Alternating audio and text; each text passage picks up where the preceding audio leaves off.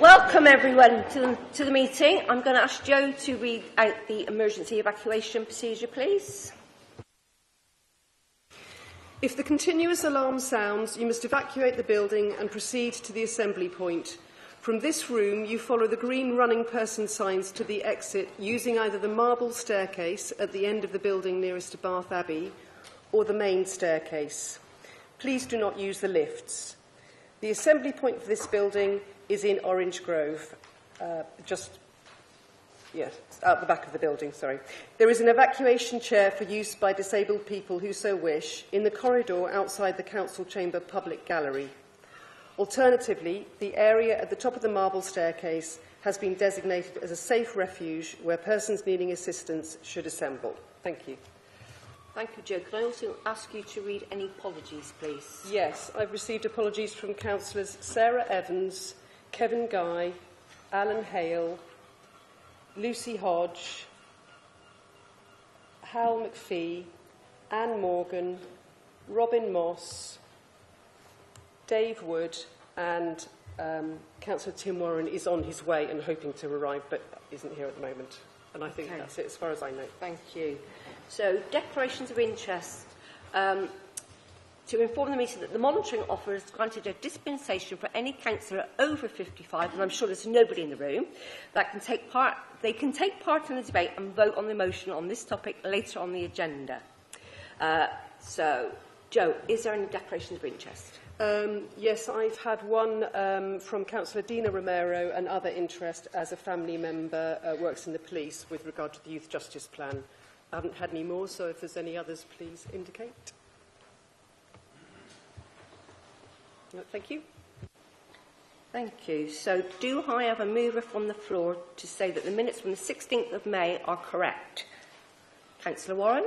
Do I have a seconder? Councillor Jackson. Thank you. So, announcements from the Chair. To remind everybody to switch off or put their phones on silent. Remind members to use their microphone when they speak, otherwise they are silent. You will not be heard on the webcast if you do not put your speaker on. Please do not put any papers over your microphone, because this will disturb the recordings. If the battery on your microphone is flashing, just let the people in the corner know and they will come and change the battery for you. So you know that the meeting is being webcast. If anybody doesn't wish to be recorded on the webcast, please let them know now. Thank you.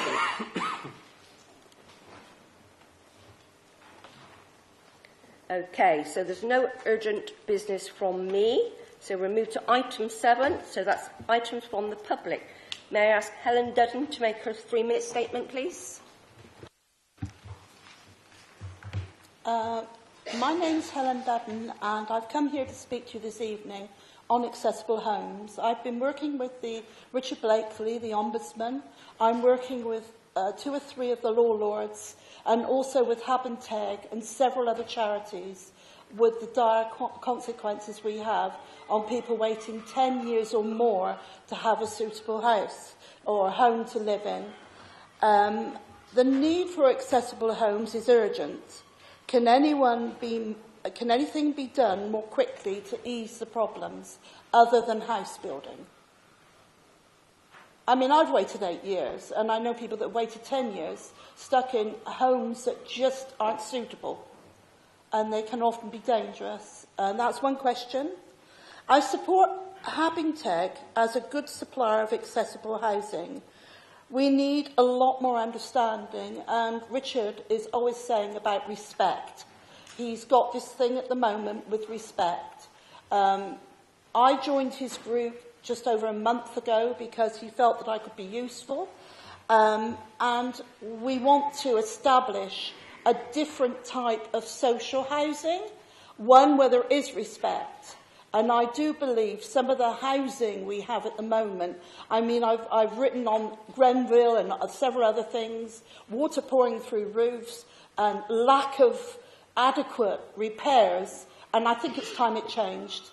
Living in a council home does not deem you inadequate for a good standard of living. At present, there is often one case jumping over another, i.e., if a social worker stands up for one person, they get jumped over someone else that may be even more important than they are. Just too many in the battle for a home. 64 to 1 was on the last home search. One accessible home with 64 people bidding on it. Now that's a hell of a situation to be in. I mean, I've fallen out my shower. I know other people, they've got commodes in the living rooms. They've just got, it's totally unlivable. And that's what I would like to see done. I'd like to see a better, more objective view of how we treat people. And I think that's about what I have to say. Thank you, Helen. Before we go to group leaders, I'm sure that the Cabinet Member for Housing will pick up on your question about better accessible homes. So I'm now going to go to Councillor Warren. Thank you for your statement, but no factual questions, Helen. Councillor Mansell. Thank you for your question, but no factual questions.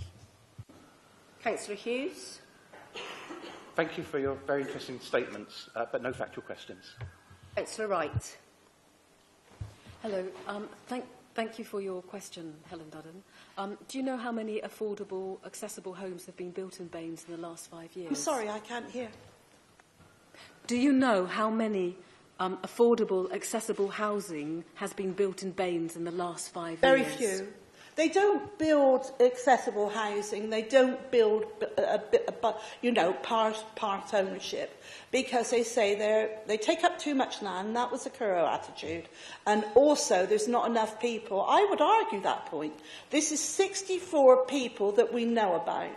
And actually, there is a list on the home search of people that have put their name down. And we didn't know anything about it. I mean, I've waited over 8 years. You know, it's got to be accessible outside as well as in. This is what Thank you, Helen. I think you answered answered Councillor Wright's question. Thank you very much. Thank you. Thank you. So may I ask Neil McCabe to come up and make his statement, please?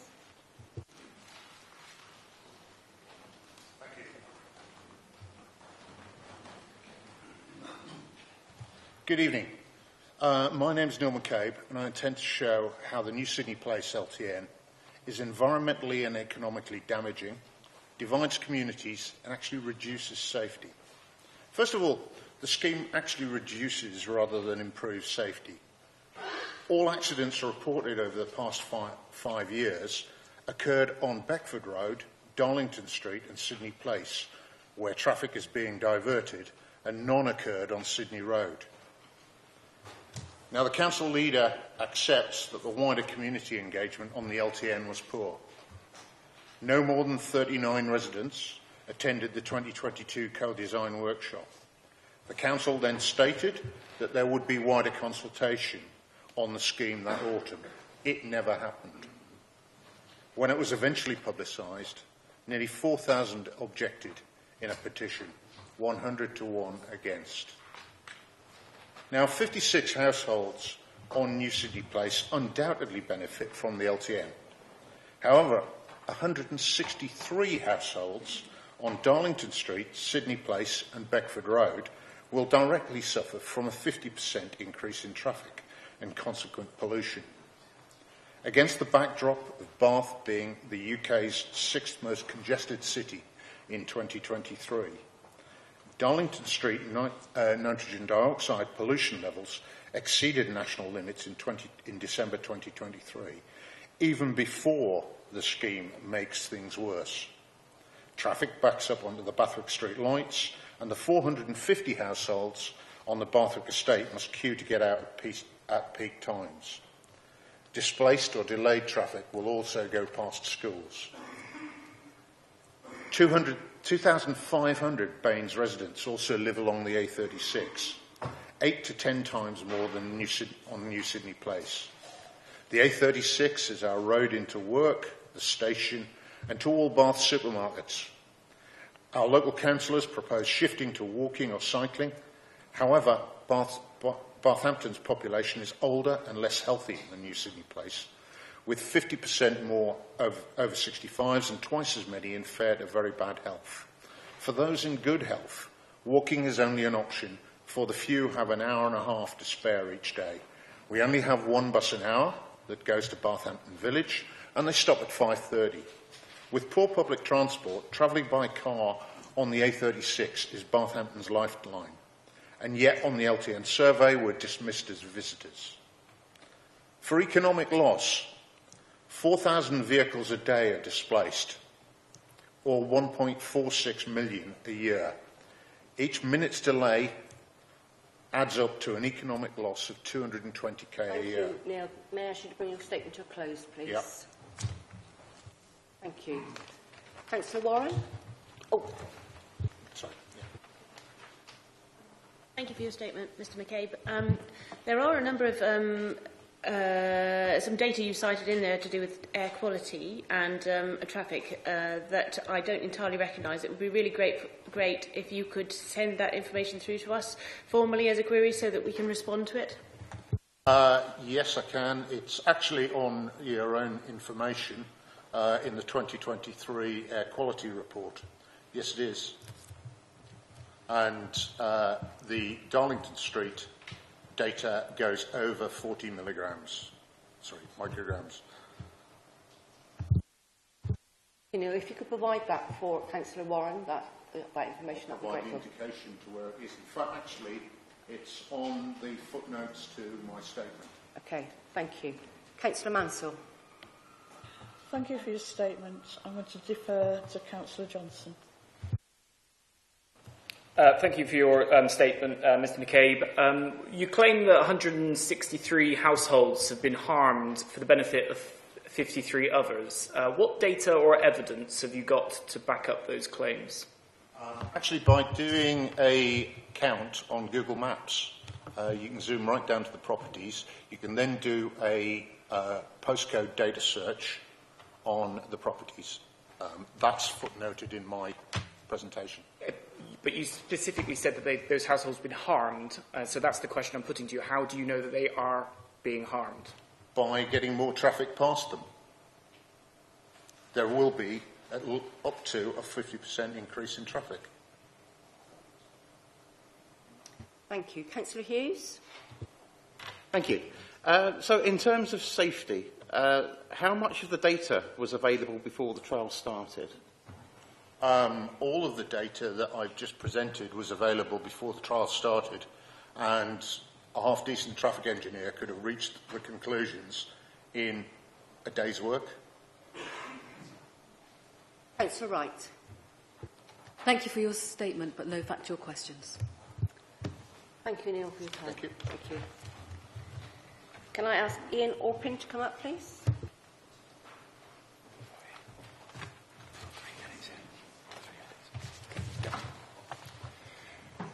Good evening. My name is Dr. Ian Orpin. I have lived in Barthampton since 1992, and I was a GP in Bath for 30 years. For 10 years until 2020, I worked closely with the Council in a senior NHS role, including with Councillor Guy. Indeed, I recognise many familiar faces around this room tonight. I was struck by the motivation of councillors, irrespective of political persuasion, to represent their ward and the people who live in it, and to serve the public. I saw how important it was to engage meaningfully with the public to change how they lead their lives. This required listening to all those who needed to be heard as part of that process. The Sydney Road LTN has been an object lesson in how not to make change to the way lives are led. I speak for many who feel dismayed by the way in which this proposal has been handled and by our ward councillors in not facilitating their involvement in the process. It has further eroded trust in politicians. To be clear, I have no objection to livable neighbourhoods, as I've seen where they are thought through, they bring real benefit. Also, I see the administration's ambitions in tackling the climate emergency as laudable. However, the Sydney Road scheme that even Councillor Guy admitted he had initial misgivings about is a case where noble ambition defies practical reality. To improve residential streets, encourage safe and sustainable travel relies on the correct intervention. If you choose the wrong place for intervention, you cause harm and at times outright danger. to suggest that Sydney Road, which prior to the trial carried 1/3 of the traffic from the A36 into Bath, is a rat run, does not stand up to scrutiny. It was designated a trunk road until declassified by the other request of the Council. This technicality does not alter how the road is seen and is used by the public. The disbenefits of the scheme should have been obvious without a trial, such as just displaced traffic onto neighbouring roads, thereby generating rat runs, congestion and increased pollution. Delivering change always generates opposition. It is deeply unfortunate that the Council chose to ignore the views of many whose lives would be directly affected by the proposal. Indeed, it performed the minimum statutory consultation. This has provoked unnecessary opposition in the drive to tackle the climate emergency. Enemies, not allies. The trial has coincided with extensive roadblocks in the A36 that the Council officers knew about, and which has reduced traffic by 20%. It will impact trial data and its validity. It gives the impression that Council do not take the trial seriously and further undermines faith in our political leaders and the process. However, there's still time to show the Council is listening to help the trial and consult more widely to come up with a separate scheme. Thank you. Councillor Warren, do you have a factual question? Thank you for your statement, but no factual questions. Councillor Mansell? Thank you for the statement. Defer to Councillor Johnson. Thank you for your statement, Mr Orban. You say that the Council haven't implemented the correct intervention in this case. What would the correct intervention be? Well, it depends on what you're trying to achieve, but there's plenty of alternative ways of trying to minimise the flow of the speed of traffic, and that will recognise nobody doubts that the people living in New Sydney Place, and indeed my parents had a flat in Sydney Road for 25 years until 2 years ago, so I know the road well, recognise the issues around danger for pedestrians. There's plenty of things you can do to slow the traffic down, put further pedestrian crossing and speed bumps. So traffic calming, potentially fine, but blocking a road off has meant that traffic has spilled out into other roads, creating difficulties and dangers. And we have somebody here tonight who was supposed to be speaking, but for technical reasons seems to not be not able to speak. Thank you, Ian. I think you've answered the question. Okay. Thank you. Councillor Hughes? Thank you.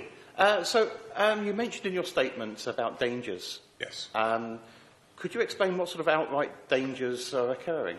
Well, as I was about to say that one of the people here was going to try and speak but wasn't registered in time, was worried about a 12-year-old child riding a bicycle to school, and it was so busy, so chaotic, so dangerous. I'm aware that other schemes, including around Winifred's Lane, which is diverting traffic around this primary school, where, again, interventions not being thought through, is going to drive traffic very dangerously around a junior school, which a consultant paediatrician of 30 years standing in the area is very worried about the fact that this could cause fatality of children. We know that's happened elsewhere in the country.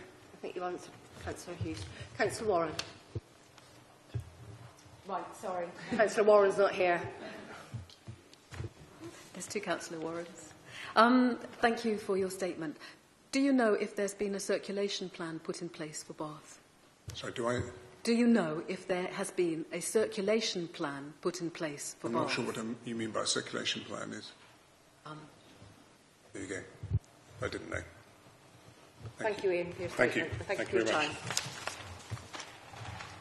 So, Alan Morley?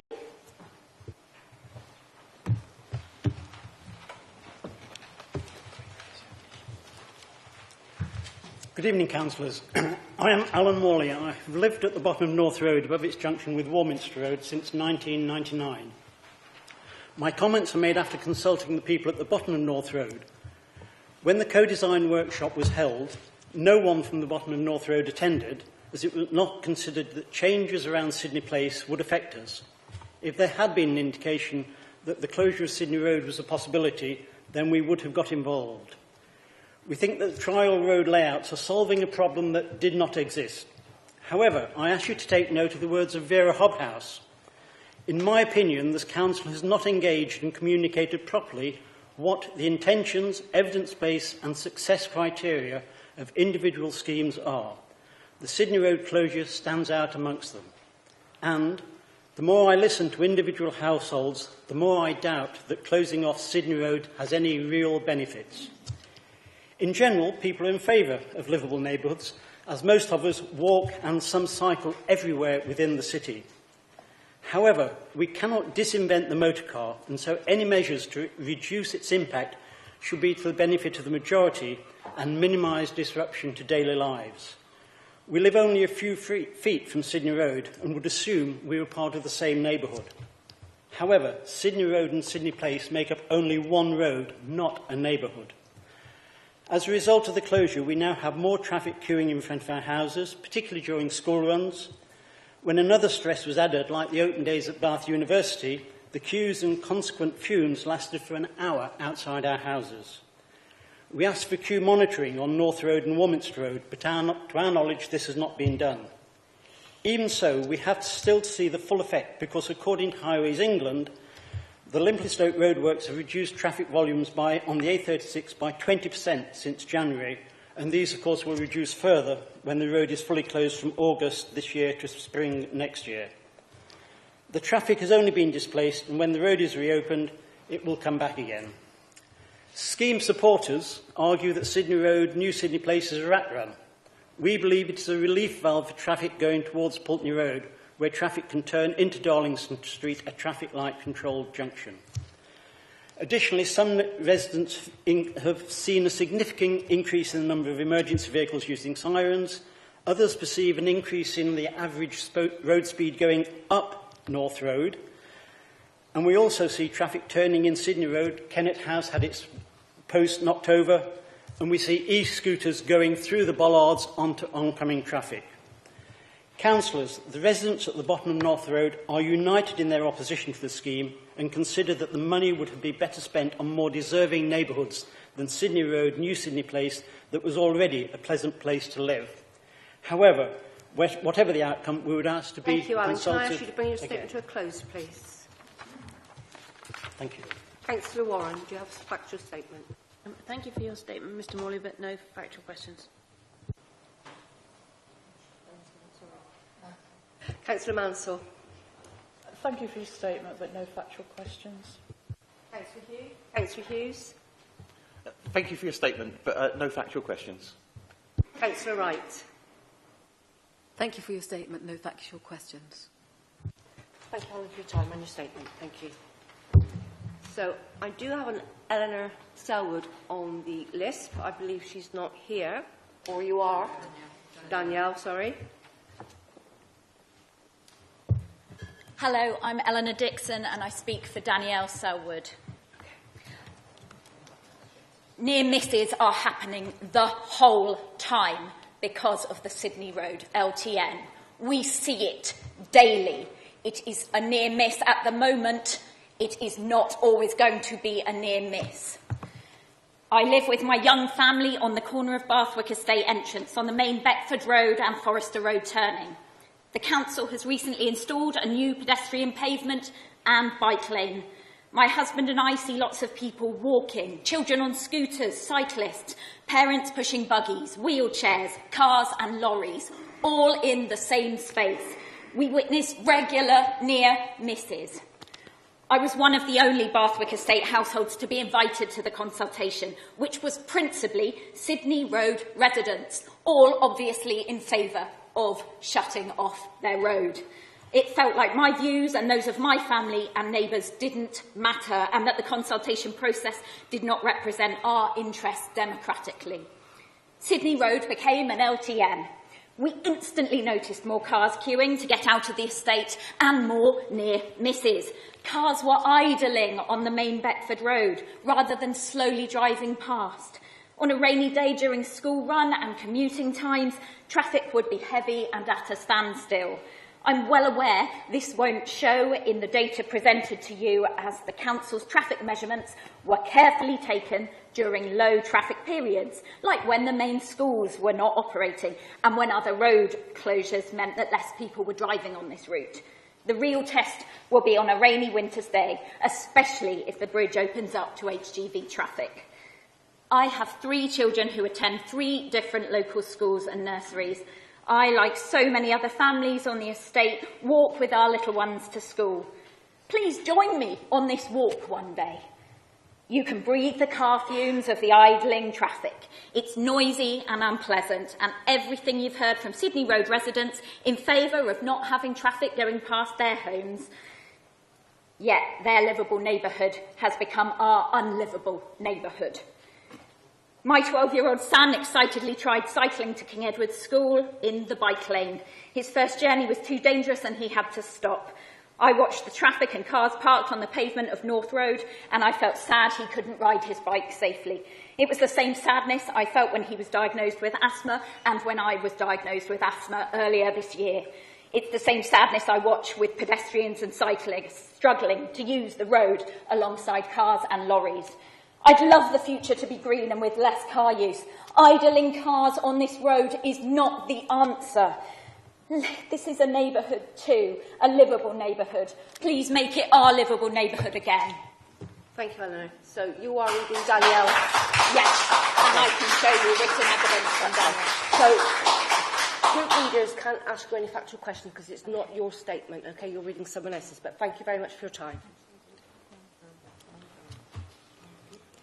So I do have Chad Allen next on the list, but I believe he's not here, so I'm going to ask Simon Allen to come up, please. 3 minutes, yeah. Sorry?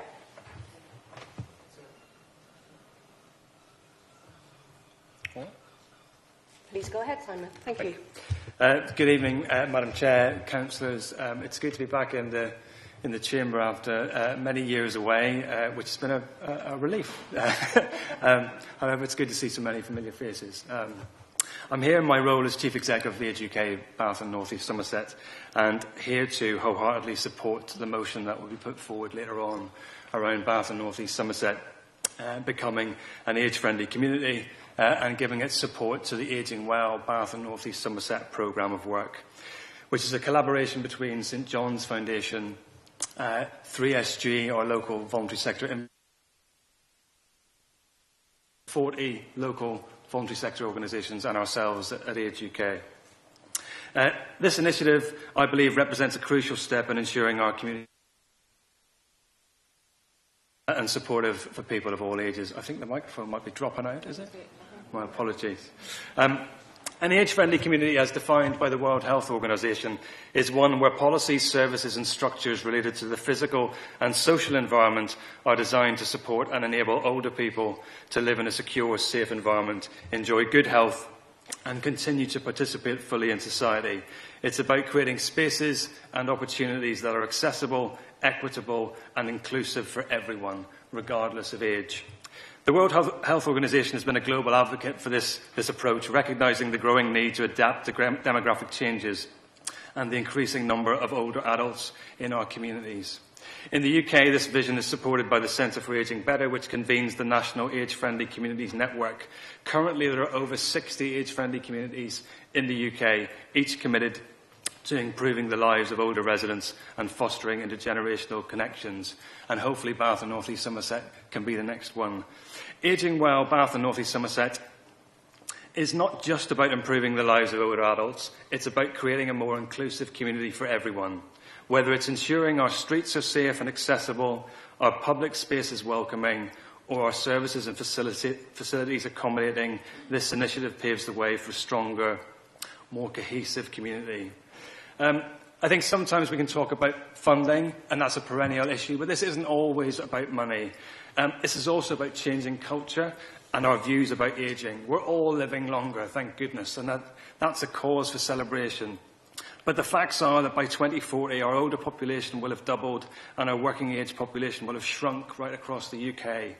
We need to be able to age well wherever we are in our ageing journey. For some of us, we might be or will know someone who is caring for an older relative and themselves caring for their grandchildren and children.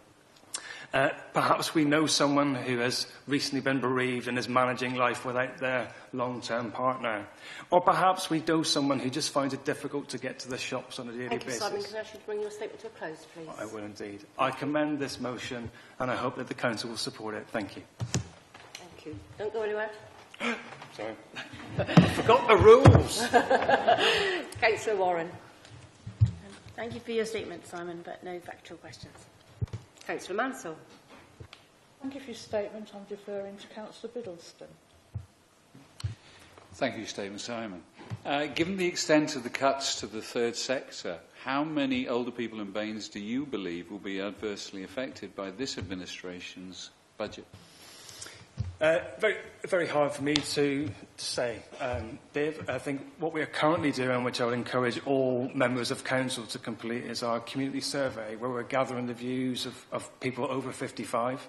And that is about understanding what's important to people across Bath and North East Somerset. And I'm sure if people have got views about reductions in the voluntary sector and funding, then Thank you, Simon. have those come out of there. Question. Thank you very much. Councillor Hughes. Councillor Hughes? Thank you for your statement, but no factual questions. Thank you. Councillor Wright. Thank you for your statement. What's the percentage of the population of Bath and North East Somerset that is over 55? Oh, see, I knew someone was going to ask me a factual question like that. So over 55, I couldn't answer for you, Joanna, but over 65, there are 35,000 over 65s currently living across Bath and North East Somerset. And I think the most interesting statistic for me about that number is that 31% of those people live on their own. Thank you. Thank you, Simon, for your statement and your time. May I ask Neil Dickinson to come up, please?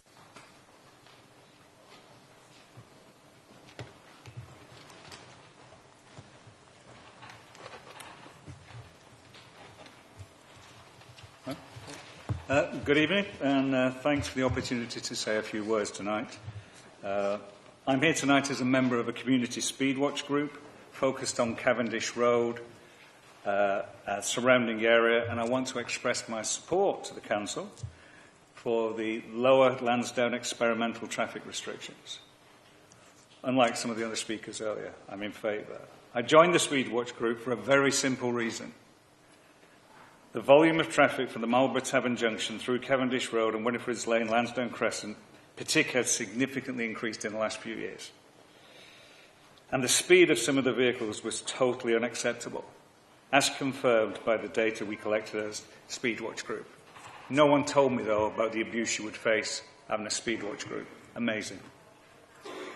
The area had obviously become a rat run, as cars seek to take a shortcut from the A4 to the A46 and M4. Effectively, we're a through route to the motorway and being treated as a main road up that through route. The residential roads and narrow unclassified lanes were never intended to be used in this way, and something needed to happen. The ETRO in the Circus and Lower Lansdowne is an excellent initiative by the Council, as are the increased numbers of crossings in the area, and hopefully the proposed trial will see both the volume and speed reduced significantly in the area. Something needs to be done. The majority of local residents are fed up with the rat running and the impact on the environment. I believe that by restricting the route at the top of Cavendish Road, it will dissuade drivers from leaving the A4. At the co-design workshop, which was well attended, the whole room expressed the need to look at this area and the impact on connecting roads. But I also accept that this is a trial and part of an extensive consultation process. There may be a need to refine the trial if traffic uses alternative residential routes, and more speed reduction measures may also be needed if behaviour does not change. I know the Liverpool Neighbourhoods team will be fully behind the concept of trialling and using the experience to enable the scheme to work as intended and not present local people with a simple choice at the end of either retain or remove. The voice of local people is vital, not only those who merely drive through. At this stage, the scheme is provisional, allowing the final scheme to benefit from real-life data which can be used to inform the ultimate design. The trial also allows everyone to fully understand the scheme. There's a lot of misinformation at the moment, and stop this negativity on the information. By using the trial and taking considered feedback, I believe the Council will be able to bring those people on board who may have reservations at this stage, and we can fully understand the impact of the trial. Finally, as I said earlier, something needs to happen. Safety was mentioned before. The safety on Winifred's Lane is paramount, and there are a lot of children. We have schools in the area and a university. I look forward to the trial and believe this is a very significant and positive step. Thank you for your time. Thank you, Neil. Councillor Warren, factual questions. Remember. Thank you for your statement, but no factual questions. Councillor Mansell.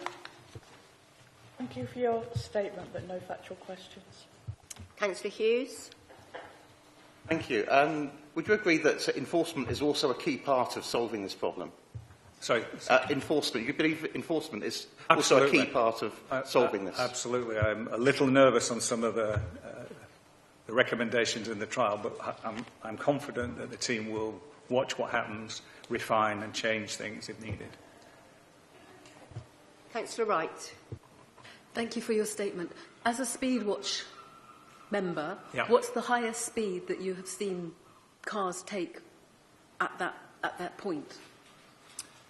Clocked just 51 miles an hour. And it's an area of what? 20. Thank you. Tonight on the way here, I saw two cars chasing each other. I'm guessing at 45.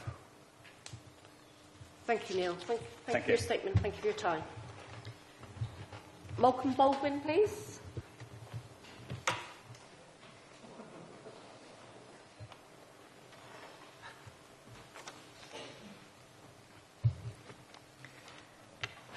Good evening.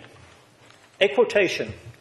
We will continue to work with residents on designing and delivering meaningful improvements, such as to rat running and speeding through our Livable Neighbourhood programme.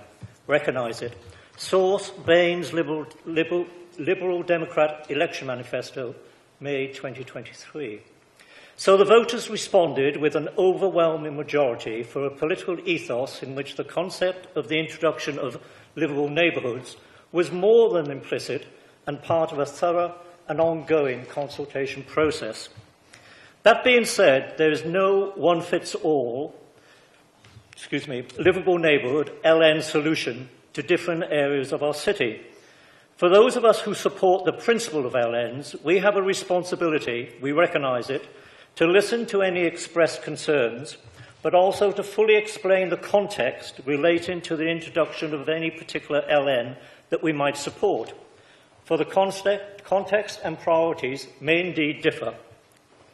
The importance of the context relating to the implementation of LN traffic management interventions within my own circus area is not merely the icing on the cake of significant public realm improvements which we continue to initiate with the support of key council officers. Rather, such interventions are an essential ingredient within the overall and vitally necessary improvements to our particular area's public realm. For us as a local community, the debate about LNs has never been about mere traffic flow interventions, rather about a real vision of how we can make a positive difference to our local community, its residents, its visitors, and as a consequence to its local businesses and local economy as a whole. The difficulties fast approaching and fast increasing for key heritage areas such as our own require imaginative intervention and significantly improved resolution to the toxic mix of vastly increased local and visitor footfall and the continued and dangerous culture of motor vehicle speeding and rat running. Additionally, my particular catchment area may not yet be suffering from over-tourism, although we are likely in some respects to be close to that point. Those who applaud, perhaps understandably, and indeed rightly, the so-called Netflix or Bridgeton effect upon our city's visitors' numbers and local economy must begin to realise that if we are not yet quite suffering from over-tourism in certain areas, such as my own, we are currently suffering from under-management of tourism.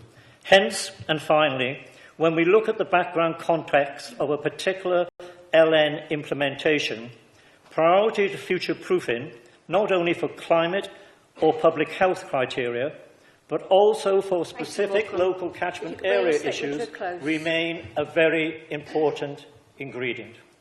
Thank you. Thank you. Don't go anywhere. Councillor Warren. Thank you for your statement, Malcolm, but no factual questions. Councillor Mansell. Thank you for your statement. I'm going to defer to Councillor Johnson. Thank you, Mr Baldwin. You always speak so well when you come to see us. What can the administration do to improve the implementation of livable neighbourhoods across the region and stop incidents such as the trapped bus from making the council a laughingstock in the press? I think the first part is a factual question, the second part's not. So we'll just go with the first part. Could you repeat the first part then, if you wouldn't mind? Sorry. To segregate the two. Yeah, what's your first part? So what can the administration do to improve the implementation of livable neighbourhoods? Oh, I just think to be particularly proactive in encouraging consultation and to reinforce the fact that these, and to be fair, the Council, I believe, is doing this, but to further reinforce the fact that these are trials and open to ongoing consultation. But to get that from a PR point of view over in a very positive way is essential. Thank you. Councillor Hughes? Thank you for your statement, but no factual questions. Councillor Wright? Thank you for your statement. Approximately how many tourists enter the circus every day? Several hundred every day. It's not something that we've actually created a matrix on, but what is happening, to be very brief, is that the footfall which emerges from the city centre invariably hits our catchment area as well, and it's probably the second largest visitor destination after the area immediately around the Abbey. And remember, that's before the Assembly Rooms reopens, and that will certainly be a success because the National Trust have enough funds to make sure it's a success. So that will become overlaid, and we must disentangle that toxic mix, which I spoke about, of pedestrian footfall and rat-running vehicles. Thank you, Malcolm. So thank you for your statement. Thank you for your time this evening. Thank you. Adam Reynolds?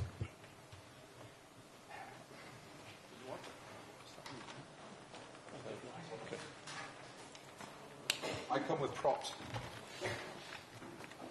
which I've also sent through to you lot. You don't need to see my face.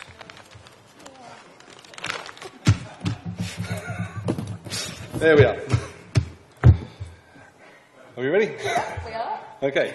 The West of England Combined Authority City Region Sustainable Transport Settlement, also known as WECA CRSTS, includes a £430 million construction programme that must be completed by March 2027.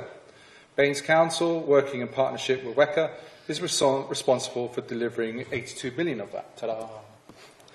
As part of this, the A4 Bath to Bristol Strategic Corridor Programme, which is the big blue bit on that side, is an ambitious £125 million programme, of which Baines is responsible for delivering 42 million of it.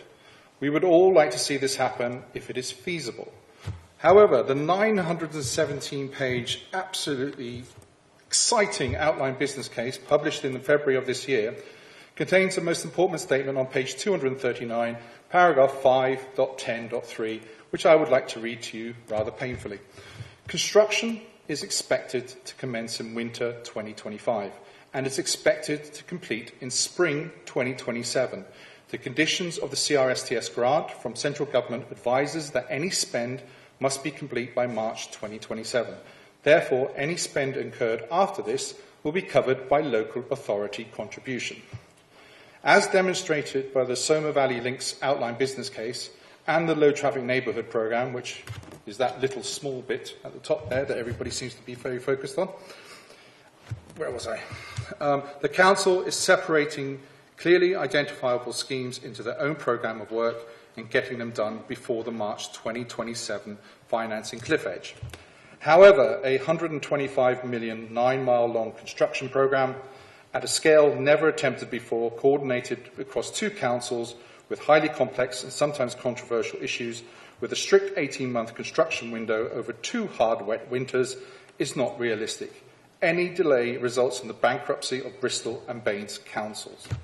It is suggested, therefore, that to deliver the A4 corridor programme, the size and scope of the project should be reviewed to identify what is realistically achievable by March 2027 and to ensure those elements are separated out into their own schemes, e.g. the Keynsham Bypass cycle track. And central government should be lobbied as a matter of urgency by all interested parties to extend the current March 2027 spending deadline set by the Treasury to at least March 2029. This financial cliff edge will be affecting all Metro Combined Authority CRSTS programmes. The Emperor's New Clothes folktale is very relevant here. Ambition takes time, and we need to be honest about that. Baines and many other councils across England will be left holding very, very expensive babies just for being ambitious. Thank you, Adam. Just in time. Councillor Warren. Thank you for your statement, Adam, but no factual questions. Councillor Mansell. Thank you for your statement. I want to defer to Councillor Johnson. Factual question, please, Mr. Councillor Johnson. I had a feeling I'd get told off. Thank you for your statement, Adam, and for also providing the speech in advance and the information you provided to me and Councillor Waite as members of the panel. What can Baines learn from South Gloucestershire regarding the delivery of the CRSTS for our authority in order to achieve and implement the infrastructure development we so sorely need? I think the one thing that South Gloss have done is they've studied the rules of what you can and can't do very, very carefully within the CRSTS programme, so the benefit-cost ratio criteria.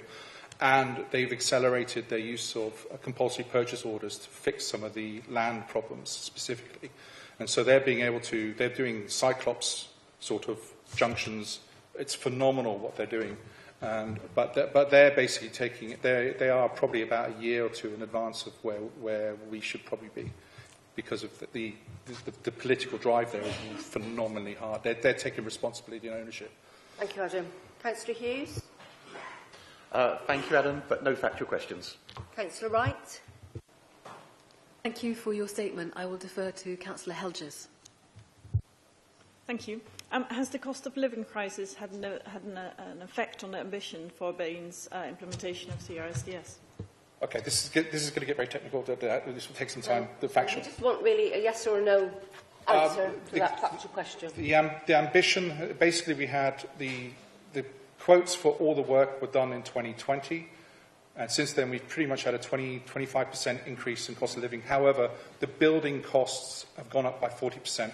And so this £82 million programme that we have here would probably cost, when it was set out at that time, would now cost around about 110 to 120. So yes, we're seeing huge cuts, and there's a bias against active travel schemes and a preference for protecting some of the best bus schemes. So, yeah. Thank you, Adam. Thank you for your statement and thank you for your time. You're welcome. So, can I ask Jane Sampson to come up, please?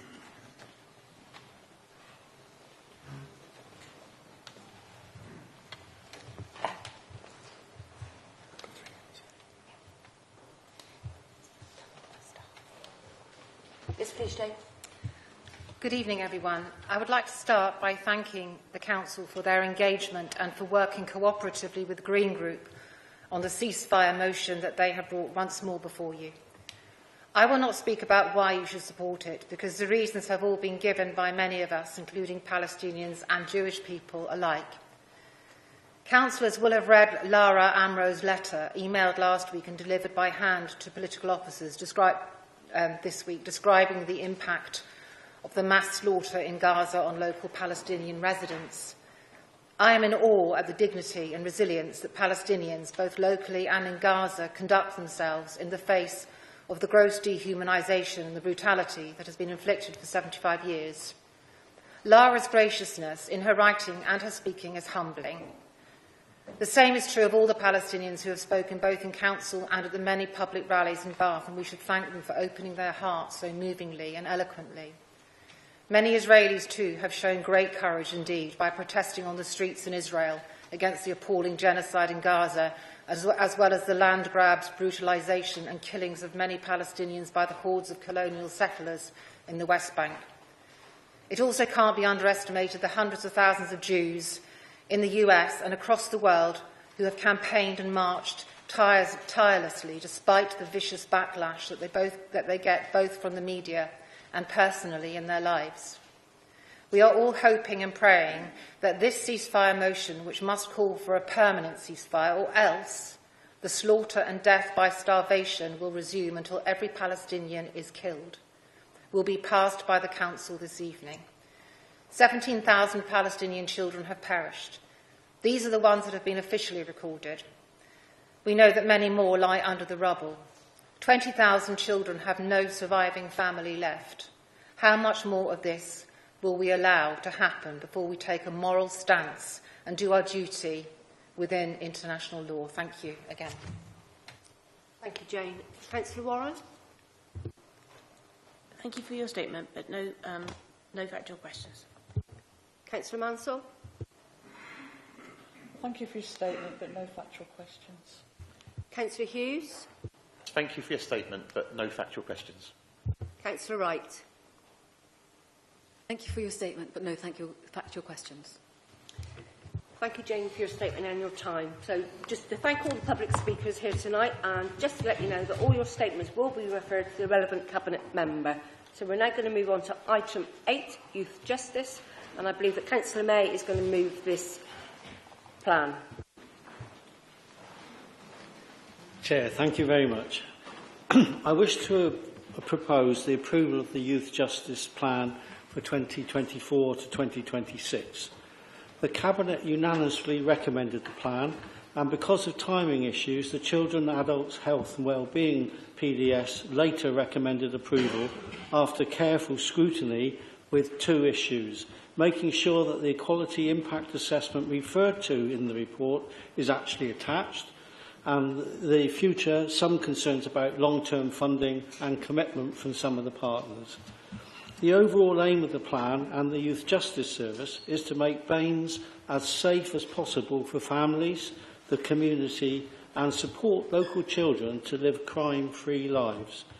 Indeed, all the statistics show that low numbers of children enter the formal justice service, and reoffending is also very low. There are, however, higher numbers of SEND, that's special education needs and disability children, and minority ethnic children in those numbers, which becomes one of our aims in the plan. This is not just the Council because we lead a wide partnership of agencies to achieve progress. These include the police, probation, health, mental health, housing, colleges, the voluntary sector and the youth bench. The service... Thank you. The service is expecting an external inspection later this year. It is vital our plan is effective and, if possible, approved by the full Council this evening, please. There are 4 strategic priorities. The first is we must address the disproportionality for those 2 groups of young people I mentioned earlier, and clear targets are set within the plan. Our plan is stronger... Sorry, I'll wait, Chair.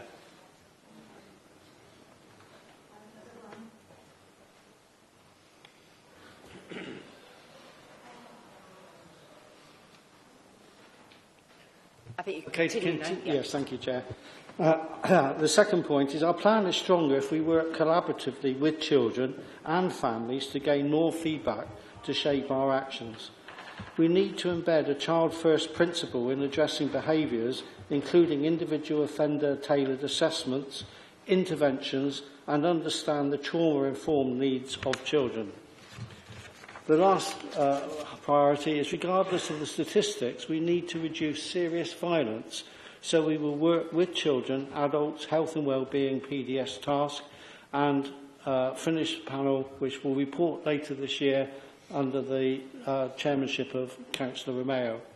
Following the horrific knife crimes recently within our community and the impact on children and families as a result, this work is really important.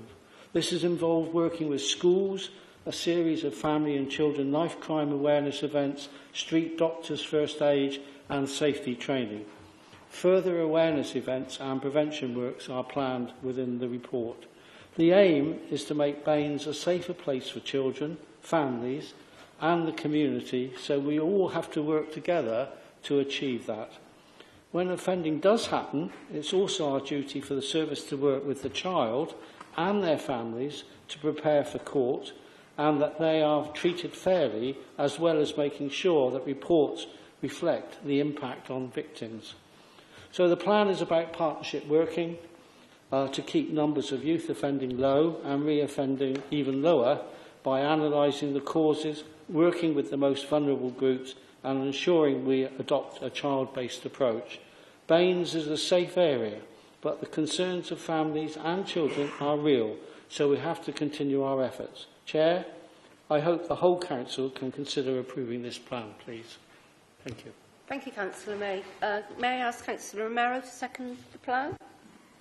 Thank you very much, Chair. And thank you, Councillor May, for the comprehensive introduction to this item. I am, of course, happy to second this and also wanted to take the opportunity to raise some of the points from the discussion at Monday's Children and Adult Health and Wellbeing PDS meeting. We welcome the continued multi-agency focus and the resulting low numbers of children entering the justice system. However, the panel remained concerned that certain demographics continue to be overrepresented, in particular children of colour and children with special educational needs. Nationally, we see an overrepresentation of care leavers in custody.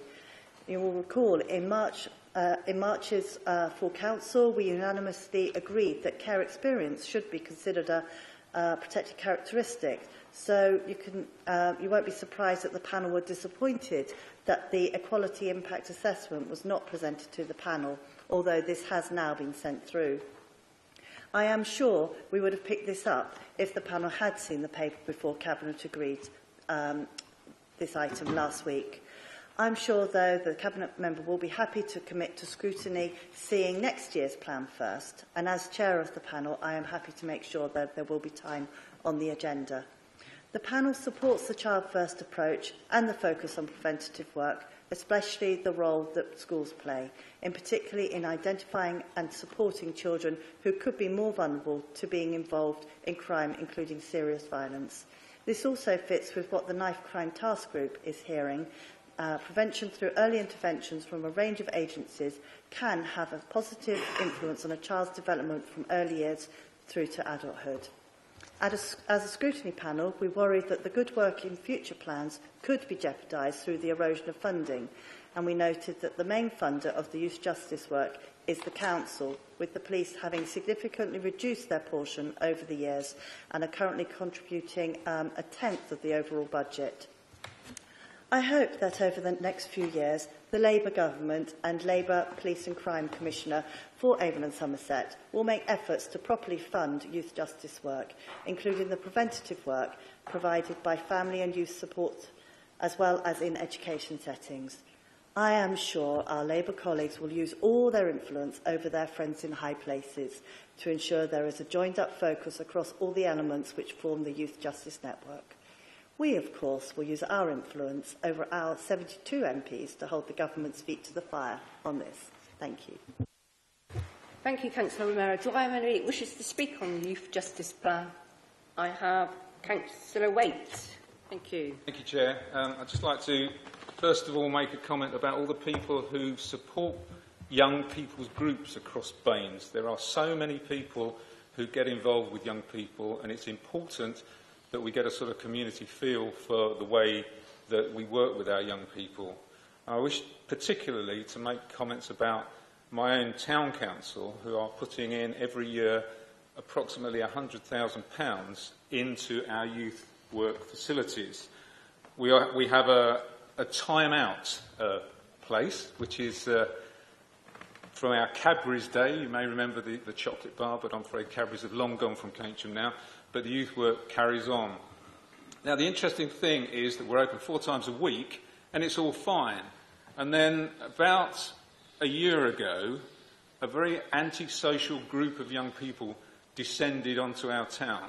And this group were very young. They were about 12, 13, and they used to go into shops, smashing into things, were totally out of control of what was going on. And it was very worrying. There were older people who would not go to the high street because they were intimidated by this particular group. So because we had a reasonable setup of youth facilities, we were able to sort of push back to these characters. We had the intelligence to know who they were, and we actually managed to get them to come to a group within Time Out, a specialist group, in order to try to educate them, make them understand that their behaviour has consequences and all the sort of things that Paul was talking about in his speech, because we don't want these children to end up in the youth justice system. The police were also very good, and they had many more patrols, and between us the offences were dropped quite significantly by about 50% in the last year. Finally, from me, it is actually worth pointing out that this work was actually highlighted in the Avon and Somerset Police's annual report as a case study. So my point being that we're all responsible for youth, and we're all responsible, in a sense, to stop youth crime.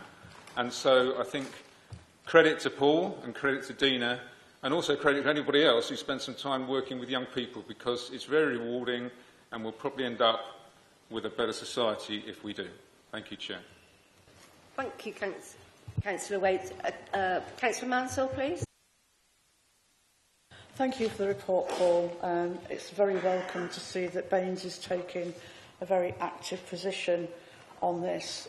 Talking to youth workers in Radstock, they say young people at the moment are the hardest group they've ever had to work with. Some of this is attributable to COVID. Youngsters have been sat in their room for 2 years playing on their electronic devices. So it's a huge task to try and move them on from there.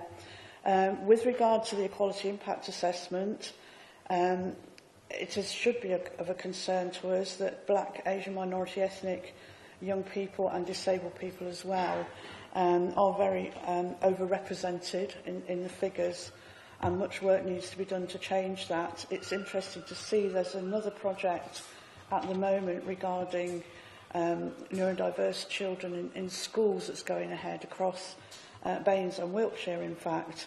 And it's just at the start of that, but that is very welcome to try and change things. If you look at the figures of the report, 29% of these children are classed as SCN, and many of them are not picked up until they're in the secondary school, which is far too late, and you wonder what's happened before that they haven't been identified. The other thing with the equality impact assessment, the template needs updating. It does mention children looked after, but they're not included as a category, and Dina's already said that this council actually agreed unanimously to include that within the equality impact assessment. But I think this is going to be a good piece of work. I'm sure we'll be getting reports back on the initiatives that have been taken up. Thank you. Thank you, Councillor Mansell. Do we have any more speakers before I ask Councillor May to sum up? No more speakers. Councillor May?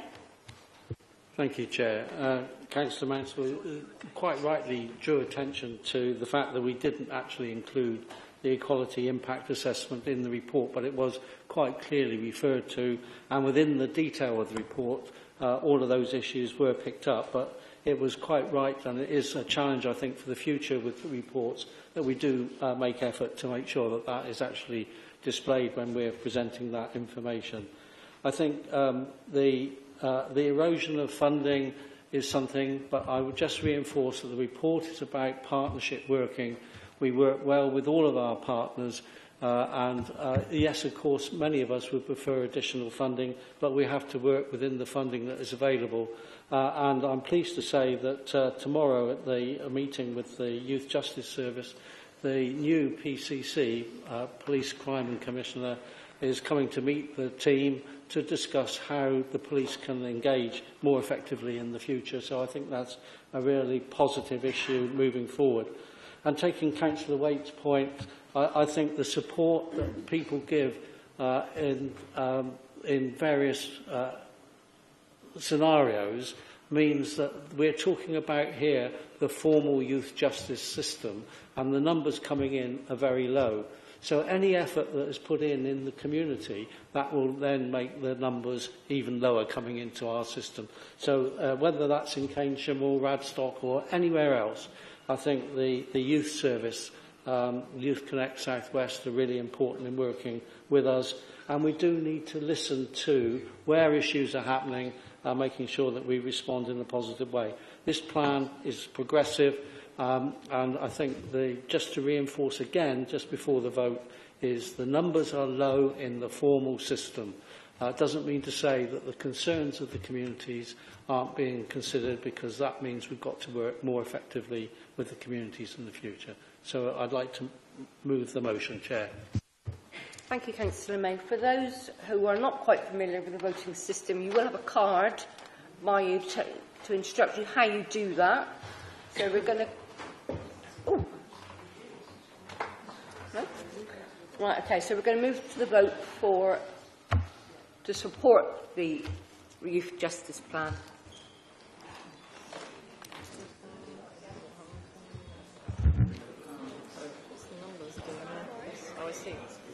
Ah, got it. Just press the green button. I voted. And then the left hand side. Yeah. Thought I had. You can go back. Because you can go back. I know, it's 5 steps. Oh, right, so I haven't. Mine's not working.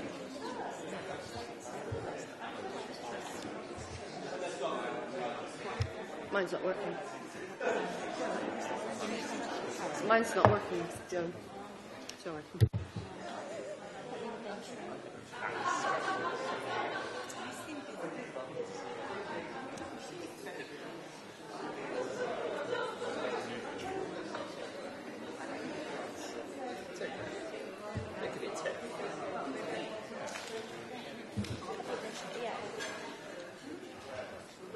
Yes, please, Joe. Can you announce in?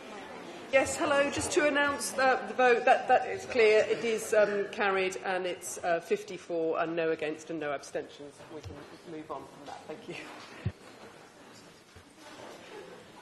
Thank you. Can I ask Councillor Toby Simon to and the Standards Annual Report, Standards Committee Annual Report.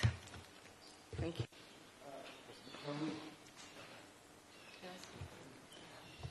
Hello. I'm pleased to move the annual report of the Standards Committee.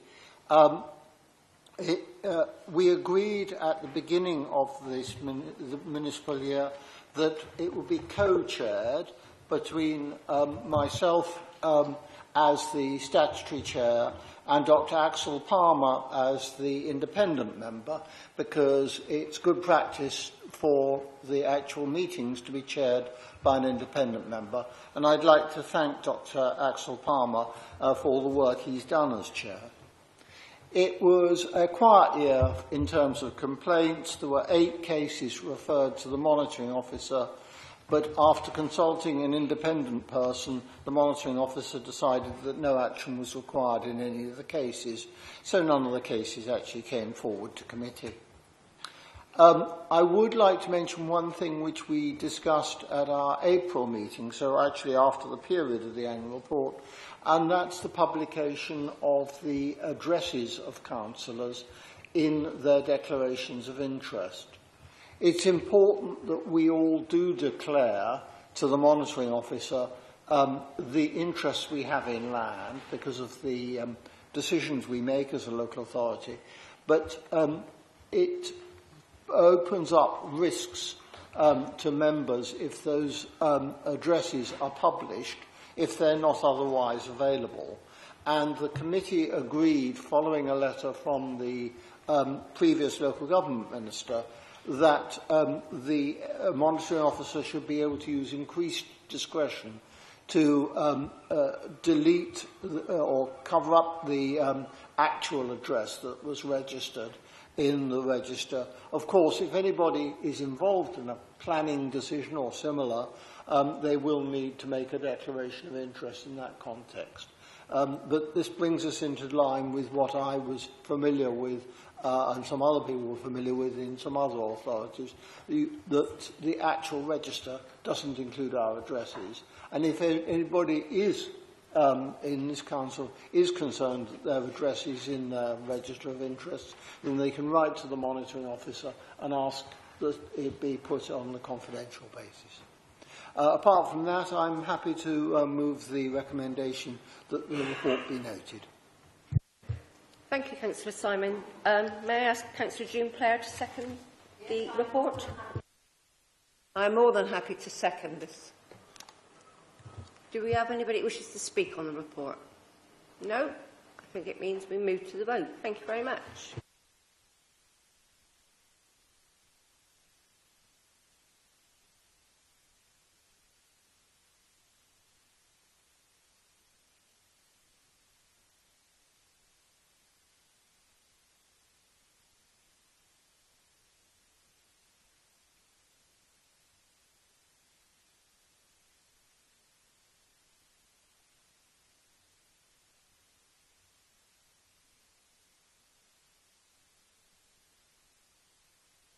Yes, thank you. That's 48 for and 2 abstentions, so that is carried. Thank you. Thank you. Now we move on to the Treasury Management Outturn Report. May I ask Councillor Mark Elliott to move this motion?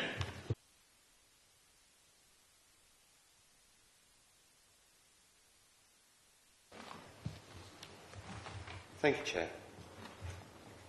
I will just sort my tablets out. The report sets out the Treasury Management performance for the 2023-24 financial year. I'm happy to say that, as usual, our Treasury Management performance is very good. We're within the approved limits set out in our Treasury Management strategy, which are laid out in Appendix 1 for those that are interested. Borrowing increased by about 36 million compared with the start of the year, but we're well within our borrowing limits, and most of that borrowing was taken towards the end of the year in line with our strategy to minimise our borrowing costs. Persistent high inflation meant that the Bank of England kept rates at relatively high levels compared to recent times, and our average rate of return on investments over the period was 4.85%, which is just 0.1% below our benchmark rate. We had an overall underspend of 3.4 million on capital financing costs, which helped support the Council's revenue budget for the year. That's money we were able to use to pay for Council services instead of servicing debt. Our minimum liquid cash reserves during the year were 15.6 million, comfortably clear of the voluntary indicator of 15 million that we set for ourselves. Our refinancing risk is well managed, with over 80% of our debt being on terms of 10 years or more. Essentially, everything is well managed and unexciting. I made the point at Cabinet last week that Treasury Management is a seemingly unglamorous part of the Council's activity, and every time this report is presented, it basically says that we're operating on a sound underlying financial footing. I do want to emphasise that this is not true in all councils, and we really shouldn't take it for granted. And I'm very grateful for the diligent and highly capable work done by our Treasury Management team. I commend the report to the Council, and I move the recommendations set out in 2.1 and 2.2. Thank you, Councillor Elliott. May I ask Councillor Paul May to second the Outturn Report? Chair, thank you. I wish to second this motion. We, as a council, are responsible for considerable sums of revenue and capital public money, and we have to be accountable not only to the professional SIPFA rules, but to the communities we serve. We operate in a difficult world, so being robust is a fundamental requirement to balance risk and returns in a safe way. As a councillor, I always look at our credit rating to ensure that our money is safe, and the shown rating of AA+ in the report is significantly better than the A- rating, which is considered prudential. This rating is so nearly the highest credit quality, with low expectation of default and unlikely to be adversely affected by foreseeable events. The detail and quality of the report is first class and a great reflection on the dedication and skill of officers on behalf of our residents. Thank you, Chair. Thank you, Councillor May. I have Councillor Dando who wishes to speak.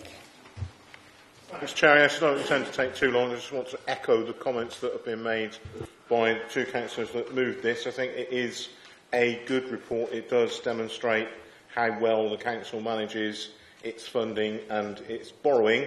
And to pick up on Councillor Elliott's point, this is not exciting. It's not meant to be exciting, but it has been exciting over the last few years, given the performance of the previous government. I think we can all welcome the fact that a new, stable Labour government is going to manage the economy far more effectively and will take all the excitement out of this. So I'd like to support the report. Thank you. Do we have anyone else that wishes to speak? No? Going to move to the vote then. Thank you.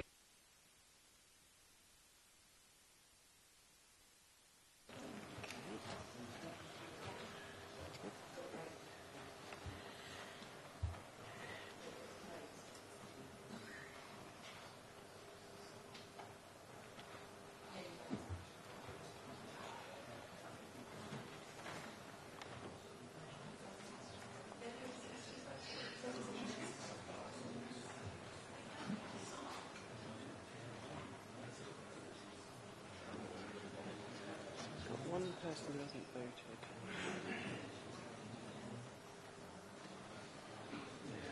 Can you spot who it is? That's it. Yes. Okay. One person has the No, that's fine. Yep, we're there. We're there now. Okay. Yes, thank you. That's unanimous and carried. Thank you. Thank you, Joe. So we're going to move on to item number 11, the proportionality review, and I believe Councillor Warren is going to move that.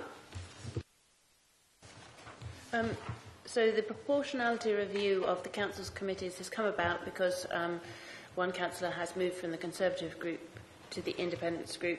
I'm very happy to move the recommendations as it's set out in the report. Thank you, Councillor Warren. And I have Councillor Mansell who's going to second it. Yes, thank you for the report. We're happy to accept that position and hopefully everyone will support it. Thank you, Councillor Mansell. Anybody wishes to speak? No? We're going to move to the vote.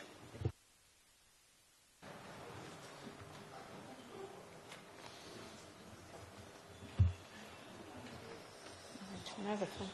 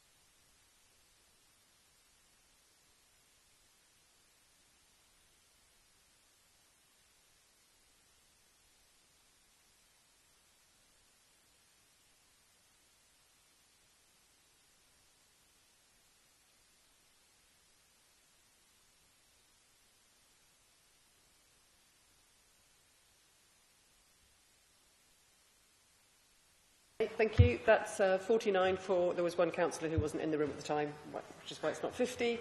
So that is unanimous. Thank you. Thank you, Joe. We're now going to move on to item 12, the Green Group motion on peace. Councillor Wright, may I ask you to move that motion? Thank you, Chair. After 3 attempts, the Bath and Nest Green Group is pleased to propose a motion for peace. While we know more could be included, we appreciate the officers who helped develop this motion. We recognise that the conflict this peace motion addresses has not abated. As stated at a previous full council meeting, peace requires more than words. It requires action. Leadership demands that we support those suffering from violence and injustice. As humans and as elected representatives, we have a duty to provide real assistance to those who do not have the luxury of living in a place free from conflict, persecution, oppression and exile. International conflicts, such as those in Gaza, Ukraine, Sudan and Myanmar, may come and go from the daily news headlines. However, the Greens remain steadfast in upholding this Council's duty to support the international community. Our global interconnectedness means that conflicts abroad can lead to economic instability, increased energy prices and disrupted trade locally. Consequences that directly impact our region's businesses and the cost of living for our residents. On October the 7th, Hamas carried out a massive terror attack against Israel, killing over 1,200 people and taking 250 Israelis as hostage. This violent action is unacceptable. Since then, the International Court of Justice has insisted that Israel must take all measures within its power to prevent acts contravening the Genocide Convention when fighting Hamas. To date, it is estimated that 38,000 Gaza citizens have been killed by the Israeli Defense Force, with the final figure likely to be much higher. Over 13,800 children have been killed, and many other children have been left injured and starving. This is unacceptable. Over the last 9 months, multiple protests have taken in Bath and beyond, giving voice to those unable to defend themselves in this conflict. I want to thank all the dedicated speakers and activists here, nationally and internationally, for their continued efforts. The Greens have always supported peace and will continue to work with our community to promote international justice. As councillors and officers, we work to represent the voices in our community. This motion is necessary because we should strive to be more inclusive and supportive of those locally who are deeply affected by this conflict. The peace motion secures and pledges support that is practical and enduring. It is not enough to make statements or passively accept violence against any group. We validate these values daily through upholding our constitution here in Baines. The rights to life, freedom and expression are fundamental.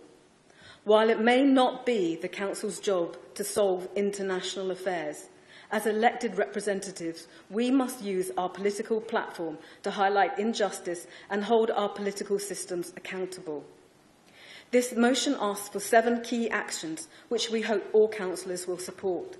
These include a calls for a ceasefire, for council leaders to write to the government urging a ceasefire, the release of hostages, and advocating for lasting peace with a two-state solution on the global stage. Additionally, this Council reaffirms its dedication to combating racism and discrimination in our communities. Written on the Instagram account of Nadina Abdullah, a teenager living in Gaza, she says, "I'm scared. I don't want to see bodies anymore. I don't want to hear bombs. I don't want to see blood. I hate the screams knowing I can't help. I hate it. My stomach hurts, my head hurts, my body hurts, my eyes can't cry, my voice feels taken away, and my head is thinking things I don't want it to think. I don't want to see my parents killed. I don't want to see a human killed ever again. I don't want to sleep and wake up to bombs. Please, please, please, please, please, just stop." I would urge all councillors to support this motion for peace. Thank you. Thank you, Councillor Wright. May I ask Councillor Ross to second that motion, please? Thank you, Chair. I am seconding this motion for peace. From our residents across Bath and North East Somerset, we have heard on several occasions many heartfelt and upsetting accounts of what is happening in Gaza. The loss of family, the loss of friends, the loss of homes and of communities, that only peace and time will allow for the healing and rebuilding required. While finding the solution to peace is not within our remit, we do have the power to request it from those who can. This motion sets out those actions we can take: supporting local people who are suffering, speaking out against intolerance within our communities, acting as the leaders we were elected to be by requesting a lasting path to peace. Therefore, I urge you all to support this motion. Thank you. Thank you, Councillor Ross. I believe we have an amendment on the table from the Lib Dem Party. May I ask Councillor Rigby to make that amendment? Thank you very much, Chair. I'm moving this amendment for 2 reasons. Firstly, to tidy up some of the wording and references, and second, in the expectation that we can't craft a motion that will have the perfect text, but we want to make it possible for the greatest numbers of members present to support it. I completely agree with the first line as now written, and I suspect there is no one in the Chamber who doesn't share the revulsion at the violence and killing in Gaza and Israel. Over the past few council meetings, we have heard from some of our local residents who shared their incredibly moving experiences with us, and this hopes also to honour their wishes. We thank you for coming to speak to us. Firstly, then, the amendment seeks to tidy up some of the wording which was lifted from the original Bournemouth motion and therefore refers to committees and places we in Baines do not have.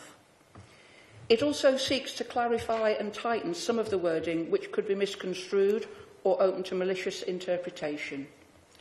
We have looked at the text closely, but we are local councillors. We're not international law, foreign affairs or diplomacy specialists. So we believe we must consider the broad spirit of the words, especially as we're responding to our residents' concerns rather than expecting a material impact. There are also some specifics in there. We call for the reinstatement of UNRWA funding. We give clarification around flags. As we all know, there's a lot of competition for the flagpole. As an example, we flew the updated Pride flag during Pride Week. We've also supported Ukraine.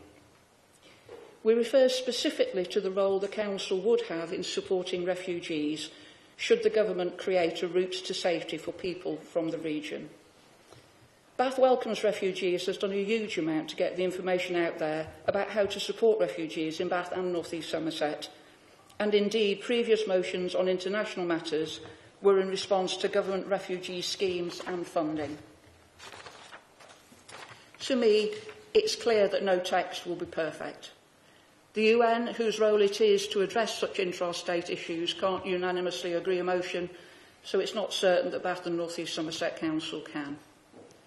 Not everyone will be able to agree with every line, but we do hope that this edit brings us closer to something which will be able to be supported in the main by most of our colleagues across the chamber. We're all aligned in our fervent desire for peace. The best way to demonstrate that is to agree this motion, then the substantive motion, write what we are then asked to write, and focus on how we can evidence solidarity with those of our residents most impacted. I move the amendment. Thank you, Councillor Rigby. Councillor Wright and Councillor Ross, do you accept this amendment? The amendments, yes. So that's to come into stance if we will now debate the amendment that's on the table. Do I have anybody who substantive, sorry, who wishes to speak? Councillor Elliott. Thank you, Chair. I approach making any statement on the subject of the crisis in Israel and Gaza with a deep sense of humility. I mean that in three ways. Firstly, I acknowledge that I cannot begin to understand or imagine the suffering being endured by the people of the area and by those who have close ties to family, friends and loved ones in the area. Elliott, can I just stop you, sorry? Just very quickly. I needed to actually... Oh, no, that's right. Sorry, that's correct, isn't it? We didn't need a second on that. Sorry, carry on.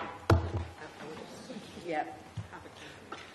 Watching the news month after month only brings home the enormous privilege I have living without the imminent threat of extreme violence, my family safe, my life incomprehensibly comfortable by comparison. Secondly, I know that much greater minds than mine, greater even, I would venture, than anyone in this chamber, have worked tirelessly over decades on trying to resolve the conflict in Israel-Palestine, and so that any understanding of the current situation I have is obviously comparatively lacking in depth of knowledge and expertise. And thirdly, I think we all need to have the humility to acknowledge that as a relatively small UK local authority, we have no influence on matters of international geopolitics. Our only possible impact is going to be limited to letting our local residents know we are listening to them and are in solidarity with them, and adding to the crescendo of voices across the world calling for peace. But I know I speak on behalf of the whole Lib Dem group when I say that we do want to express solidarity with local residents affected by the current conflict. The statements we've heard in this chamber at this and previous meetings, particularly from those with family in the area, have been very powerful and moving. As Councillor Rigby has already said, no statement on such a complicated, highly fraught, ferociously contested issue will ever be perfect. I know some colleagues have reservations about the discussion in this chamber of motions on matters of international politics, but we are willing to support, I hope, the spirit of this motion in its recognition of the concerns of local residents. Our aim as local politicians must be to bring our local community together and to be scrupulously careful not to make statements which cause further division.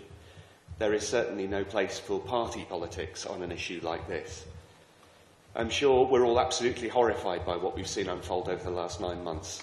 I'm sure we all fervently want peace for the region, and I'm sure that we all want to show the utmost sympathy and solidarity with people across our local community affected by the fact that that peace doesn't currently exist.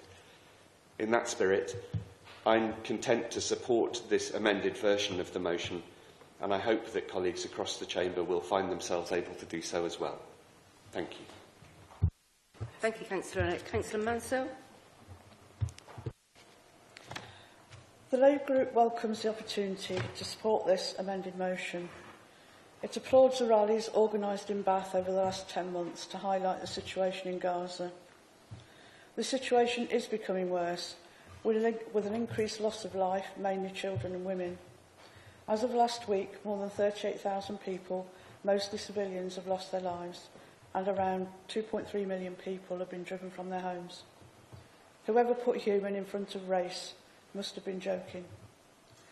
But the message is getting out to the community. I was at the Royal Albert Hall in March. It was Carl Jenkins' 80th birthday, where he conducted The Armed Man, A Mass for Peace. Then he spoke of the need to find a solution in the Middle East. I saw Daniel Barenboim conduct the West Eastern Divan Orchestra from the same stage, established by himself in 1999 with Palestinian-American academic Edward Said, and made up of musicians from the Middle East, including Palestine. Its aims are to foment sympathy and coexistence, mainly between Arabs and Israelis, and Israel as well as Palestine musicians. Sadly, music can't stop the war. I saw the Dave Matthews Band in April, and Dave called for us all to put pressure on our politicians, world leaders, to change what is happening in Gaza. And we can do this. Baines can and should write to the new Labour government to call for a ceasefire and to release all hostages as a starting point, and encourage the talks we know are taking place. We must call for an urgent solution and bring other world leaders along with this. I wrote to my previous MP in North East Somerset, who wasn't the least bit sympathetic. My union, Unite, was the first to call for a ceasefire last year, along with a donation to Médecins Sans Frontières, and another donation was made at our last Executive Council. I've donated more than once to Medicine for Palestine. You all have the opportunity to do that. On Monday, I met a Syrian refugee at the swimming pool who wanted more work here, and we had quite a long chat about his experience. And I'm proud that we can support people here in Bath and North East Somerset. We asked at the last meeting that we look at Baines supporting refugees for those who can access the emergency pathways. The Labour Group supports the call to ensure there are safe and legal routes. I urge you to support the amended motion and be like the hummingbird pouring water on the forest fire, to take what action you can. Support the motion.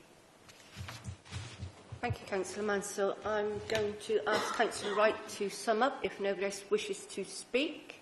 No? Councillor Wright. Thank you very much, and thank you for the comments made. I would urge everybody, as in the words of Councillor Mansell, to be that hummingbird this evening.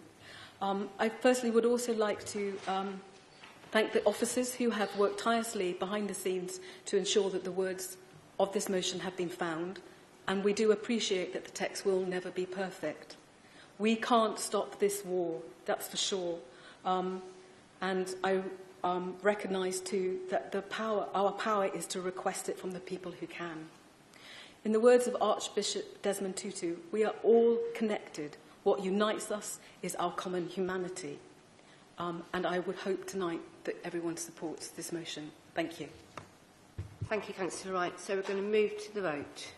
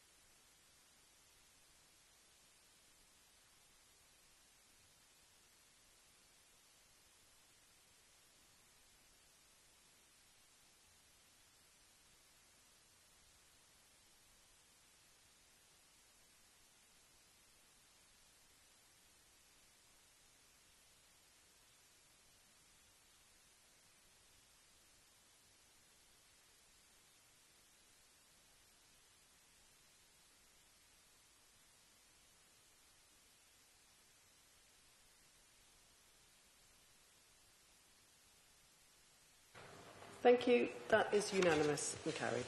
Thank you. Thank you, Joe. So we're now going to move on to the item 13, the Liberal Democrat motion on Baines age-friendly community. May I ask Councillor Bourne to move that motion?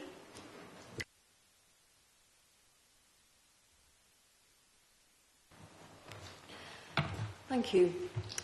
In common with most areas of the developed world, Bath and North East Somerset has an ageing population. At the time of the 2022 census, there were approximately 35,000 people aged 65 or more living across the authority, 15% more than there were in 2012. Over the next 4 years, the working age population is expected to increase by 7% and the over 65 population by 15%, further compounding this demographic shift. If Baines didn't include a university city, the statistics would be even more pronounced. And looking around this chamber, many of us are contributing to these figures. I note we've been exempted from having to declare an interest on this occasion. Bath and North East Somerset Council is committed to improving people's lives, and to do that we must understand the needs of our population so that we can ensure that the right services are in place to meet those needs. Our ageing population requires us to deepen our understanding of the needs of our older residents. The recently updated strategic evidence base provides a helpful foundation for this, but we need to drill down further to capture the lived experience of our residents. We need information that will help us understand what residents need to enable them to age well and to live a good later life. Also, how residents can be supported to stay in their own home, to participate in activities they value, and to contribute to their communities for as long as possible. These are all features of an age-friendly community, as described by the World Health Organization. And we're incredibly fortunate that our local branch of Age UK, with support from the St John's Foundation, is leading on this work locally through their Ageing Well programme. The programme aims to transform Bath and North East Somerset into an inclusive, supportive and accessible place where everyone can age well. As part of this work, they have recently reintroduced the local Ageing Well network. They have applied for membership of the UK Age-Friendly Communities Network and have set up a multi-agency steering group to oversee the 4 phases of the project. These are, firstly, to engage and understand, and that's where we are at the moment. Then, to plan strategically, to act and implement, and lastly, to monitor and evaluate. I'm hopeful that we can all see the benefits of this work and can support the WHO application for Bath and North East Somerset to become an age-friendly community. That those of us who are aged 55 and over can complete the Ageing Well Community Survey, if we haven't done so already, and that we can all promote it in our communities, thereby ensuring a broad range of responses that will help to inform our local action plan. I'm also hopeful that the Policy Development and Scrutiny Panel will help to identify the actions that this Council needs to take across its own services to accommodate the 8 domains of age-friendly communities, to address any barriers to ageing well in Bath and North East Somerset. This should include consideration of the Council becoming an age-friendly employer and take into account issues such as access, public realm, digital inclusion, housing, social participation and community support. If we get this right, it will help our older residents and all others with additional needs. So let's do it. Let's support this motion. Thank you. Thank you, Councillor Bourne. May I ask Councillor Sarah Moore to second the motion? Thank you. I'm happy to second this motion. As the Member Advocate for Accessibility, I feel this is very important for all our residents in Bath and North East Somerset. I believe this will be a great opportunity to make improvements across the area to help maintain or even improve independence. Our community should embrace this opportunity to work with the Ageing Well network and help make our services and area as accessible as possible, and would encourage everyone to get involved. It's vital that any barriers residents face are discussed, solutions examined and hopefully implemented, whether it's public transport issues or being excluded from obtaining services as you don't have access to or are unable to use the internet. I hope everyone here this evening will support this motion and talk with their residents in their areas about this wonderful initiative. Thank you. Thank you, Councillor Moore. I believe we have an amendment on the table from the Green Party. May I ask Councillor Helgess to move that amendment? Thank you, Chair. So we very much support this motion, and we wanted to highlight, we want to bring this amendment to highlight the importance of walking and wheeling in our public spaces. So there's an item at the end of the first section which says, Council recognises the importance of well-maintained pedestrian infrastructure for an age-friendly community. Notes the World Health Organization's emphasis on clean cities with well-maintained recreational areas, ample rest areas, safe pedestrian and building infrastructure, and a secure environment as ideal living spaces for seniors. And then the second amendment is, at the end, Council therefore requests that the relevant Cabinet member and Council service investigate and considers implementing measures to improve pavements and pedestrian areas, ensuring they're accessible, safe and well-maintained. This includes considering the installation of additional rest areas, ensuring pathways are clear and unobstructed, and enhancing lighting for security. Thank you, Councillor Helgess. Councillor Bourne and Councillor Moore, do you accept that amendment to your motion? No, I don't accept the amendment. While I'm sympathetic to the thinking behind it, I think it anticipates the outcome of the research that's going on currently through the questionnaire and is drawing conclusions that we don't yet have the information on. So I think, as I said, we're at phase 1 at the moment, and I think that will be included in our strategic planning and our action plan, and we haven't yet done the work to inform that, so I don't accept it at this stage. Thank you. Thank you, Councillor Bourne. Do I have a seconder for the amendment on the motion? Councillor Wright, I believe. So we're now going to debate the amendment. So does anybody wish to speak? I think I got David Biddisland down. Did you want to speak on the amendment? No, just a substantive. Thank you. Councillor Rigby. Thank you, Chair. Yes, I too will be voting against this amendment. Those people who follow what happens at Cabinet closely will remember that at the last Cabinet I gave a very full answer to all the things we're existingly doing for pedestrians, so it's not something that we as a Council are ignoring. But absolutely, what we're trying to do via this motion is set in train a process which will lead to a set of outcomes, not jump to what those outcomes should be in advance. So although these may form part of what we do later on, and as I say, some of it is already being doing, I think it is probably premature to put it in this motion. Councillor Jackson. Thank you very much, Chair.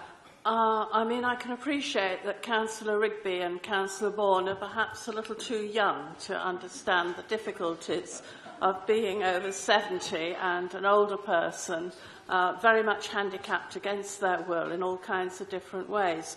For example, I wonder if there's been any assessment of this voting procedure here, which I am struggling with, and I find it quite humiliating that my brother councillor has to help me out because I can't see the actual digital thing, and I'm sure that there are many older councillors who have similar problems with their vision. I went into the voting station in Radstock and went flying because there was no label up saying disabled access. There was an unmarked step and it was highly dangerous. I can appreciate where the proposals of the substantive are coming from, but we have a daily fight to keep going and to keep safe. Yesterday, I was in the Civic Building in Keynsham and there was a fire alarm. There was no procedure for evacuating the disabled on the first floor, and obviously I couldn't use the lift. Had that been a real fire, had my client who was in a wheelchair been on the first floor, the situation could have been very grave. And I asked myself what the council is doing to deal with these practical matters.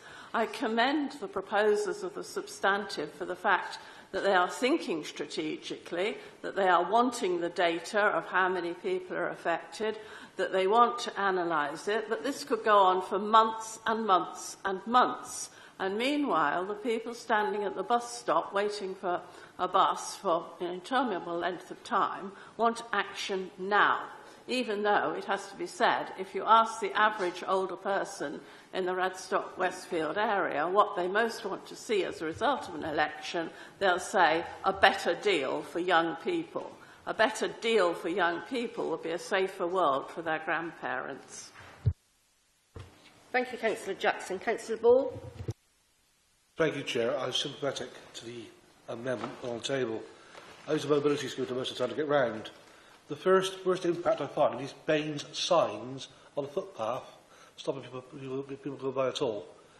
I suffer for it. Many other people suffer for it as well. There's a message there to our own council. You need to bear in mind there are people with mobility problems of all sorts. We need to get this right. On another occasion, I may have supported the amendment, but tonight I do believe the research has to be done first, so we get the answers back. I'll certainly be filling in the form when I get back home and making these very clear. Thank you, Councillor Ball. Nobody else wants to speak? Go. Thank you. Yes, please, Councillor Clare. I have to agree overall with what Councillor Jackson says. The usual comments that I hear from residents, certainly in Westmoreland Ward, is how dreadful the state is of all the pavements, or the stumbling, or the tripping. A lady, in fact, only about 3 weeks ago, contacted me because she had stumbled on something. She ended up having 2 fractures on her pelvis.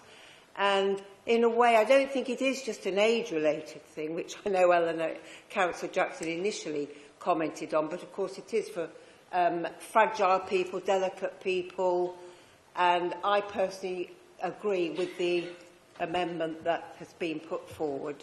Thank you. Thank you, Councillor Clare. Councillor Wright. As a ward councillor for Lambridge, one of the biggest complaints I have are from elderly residents who are unable to walk on pavement safely and invariably have to walk in the road because there is very little good infrastructure for them to take part in. The reason for this, and I fully accept that they want to do their review of this piece of work, but we know already from the many residents that we speak to over 55 that there are very few spaces which they feel safe on.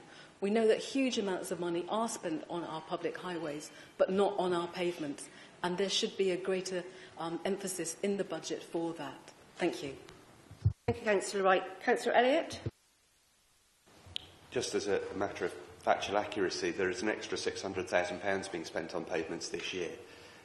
So it might not be enough. We don't have an infinite budget. We're spending £600,000 more this year on pavements. So we are already trying to take action in this area. We understand the importance of pavements. There are huge financial pressures, as everybody is aware, on all parts of the council. It is not like we've been ignoring footpaths. We are definitely emphasising spend on footpaths. Thank you, Councillor Elliott. Councillor Johnson. I wasn't planning on speaking to this motion, but it has just occurred to me following the debates that yesterday I was contacted by an elderly resident of mine on Salisbury Road in Poulton, and he actually fell and tripped on some quite severely damaged ground on Alpine Close in Poulton. And I think the one thing that struck me when I actually tapped on his door and spoke to him was the sense of frustration that he had, that he was just getting fobbed off all the time. And that's fobbed off when he contacted the council and fobbed off when he contacted Baines, both with conflicting arguments back to him about this particular footpath. Now, I'm obviously going to raise that on his behalf to try and get to the bottom of it, because it is in a sorry state. And we seem to have tarmacked either side of the footpath, but not this section in question. So I do think this motion needs to actually help as well older people being able to get the answers that they deserve, and not this frustration that they're feeling at the moment about being fobbed off. Thank you, Councillor Johnson. So, no more speakers, so I'm going to ask Councillor Bourne to reply to the debate on the amendment, please. Thank you. The data collection finishes at the end of this month, and the survey responses will then be analysed, and we will be drawing up plans. Well, we in the widest sense, Age UK, will be drawing up plans with the steering group in the coming months. I think, everything that everyone has said, I have a lot of sympathy with, but I think it is really important to recognise that from the pavements point of view, we have recognised that this is a problem, it's an issue, and we need to invest more in our pavements. We're doing that already. However, we don't have a bottomless amount of money, so that's all we can do in this financial year. Obviously, when we have the action plan, we can then look at what we need to try to fund in future years, but also not all of the things that come up in this action plan will have budgets attached to them. I don't think a lot of it is about people doing things differently rather than necessarily things costing more. As I said, I don't accept the amendment because I think we are in an earlier stage, and I think we should vote on the substantive, not the amended motion. So procedure says we do have to vote on the amendment, so that's what we're going to go to now. So if everybody can vote.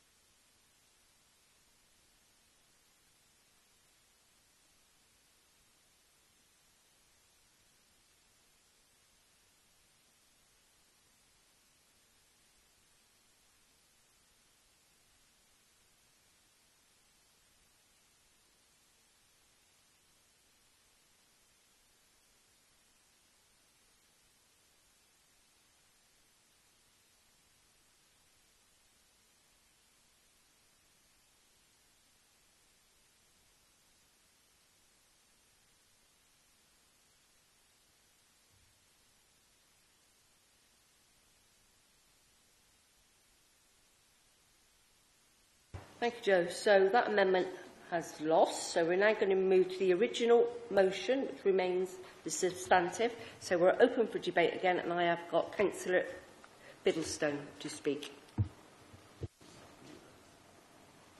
Thank you, Chair. It's always annoying when you prepare quite a long list of things and then just sit here and tick off the things that everybody else has said. So I'd be ever so glad to know that I'll be a darn sight briefer than I was going to be. I'm very pleased to announce that I have now joined recently the Over 55s Club, so I am particularly interested. It occurs to me also that even the BBC were advertising or announcing yesterday that new drugs are coming online soon that's going to extend lifespans even further.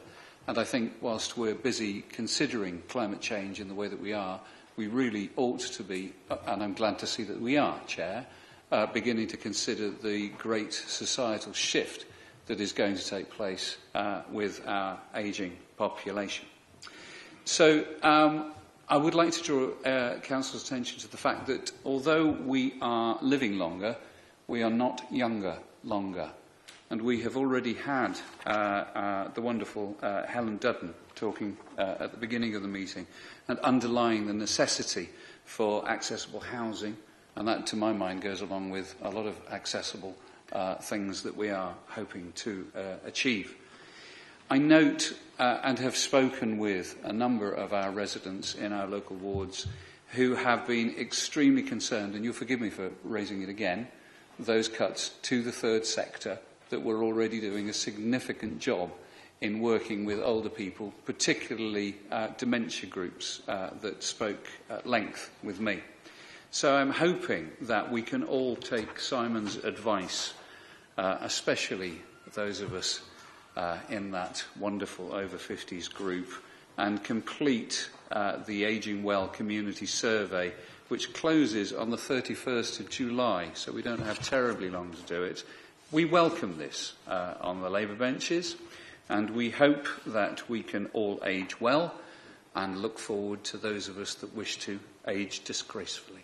Thank you. Thank you, Councillor Biddlestone. Councillor Collins. Thank you, Chair. I welcome this motion.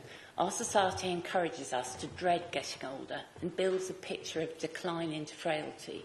But I look around at my friends and colleagues in our 60s and 70s, and my parents and their friends in their 80s and 90s, and many residents in Widcombe and Lincoln, and even many councillors in this chamber.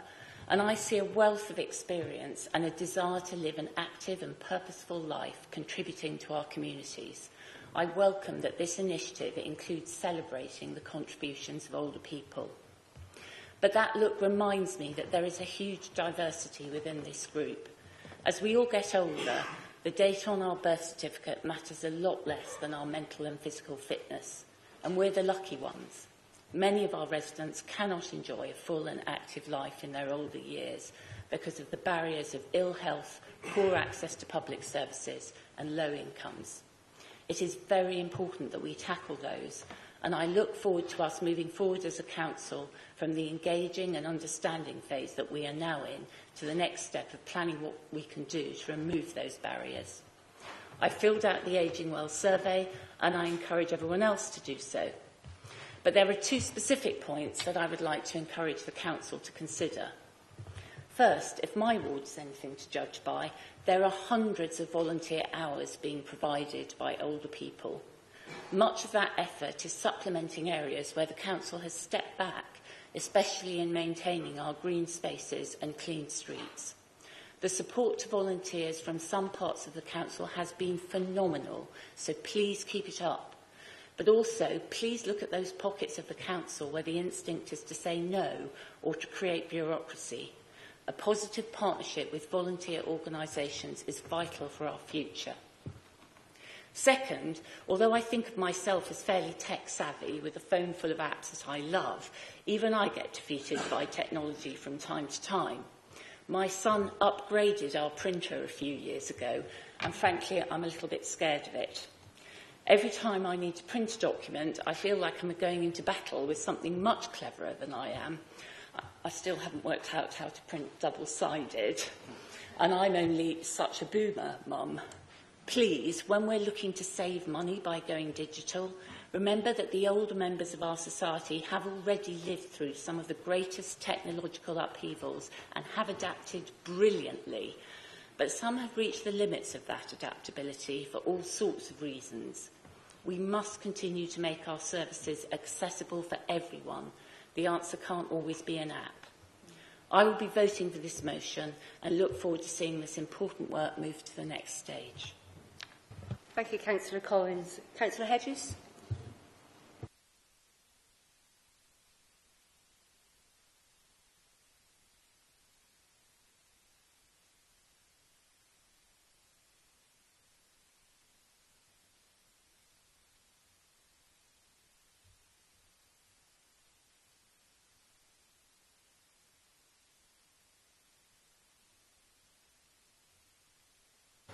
Oh, there we go. Well done. Someone much younger had to work it out for me. I'm disabled. I have a disabled badge, so I cite an interest. But I go to Devon a lot, and Devon's a small council compared to where I go is anyway. And everywhere you go with a blue badge is free parking, which enables the elderly people and the disabled people to get around. There's a lot of elderly people that have blue badges. I think that's one thing that this council could do quite easily.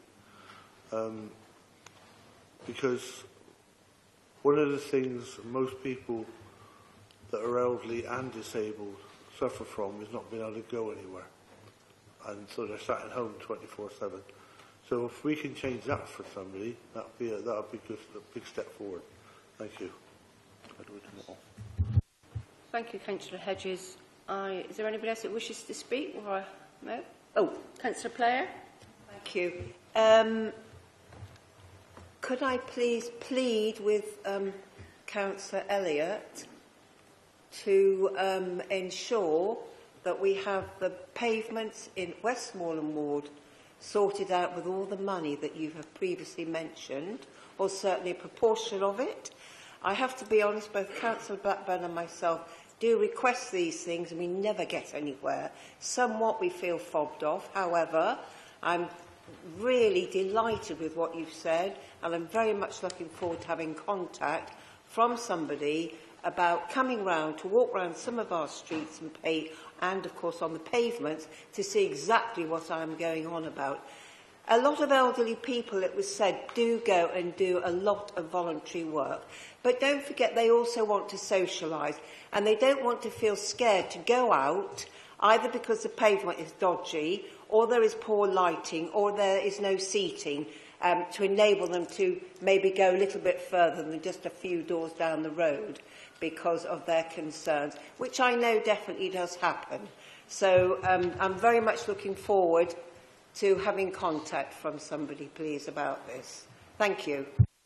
Thank you, Councillor Player. I'm going to go back to Councillor Bourne to sum up, please. Thank you. It's really encouraging to hear the level of support there is in the Chamber. I really appreciate that, and I'm sure our residents will. And as I said, if we can get this right for our older residents, all our residents will benefit. It's a really important thing to do, and I hope that people are going to support the motion. So thank you. Thank you, Councillor Bourne. So we are voting on the original motion.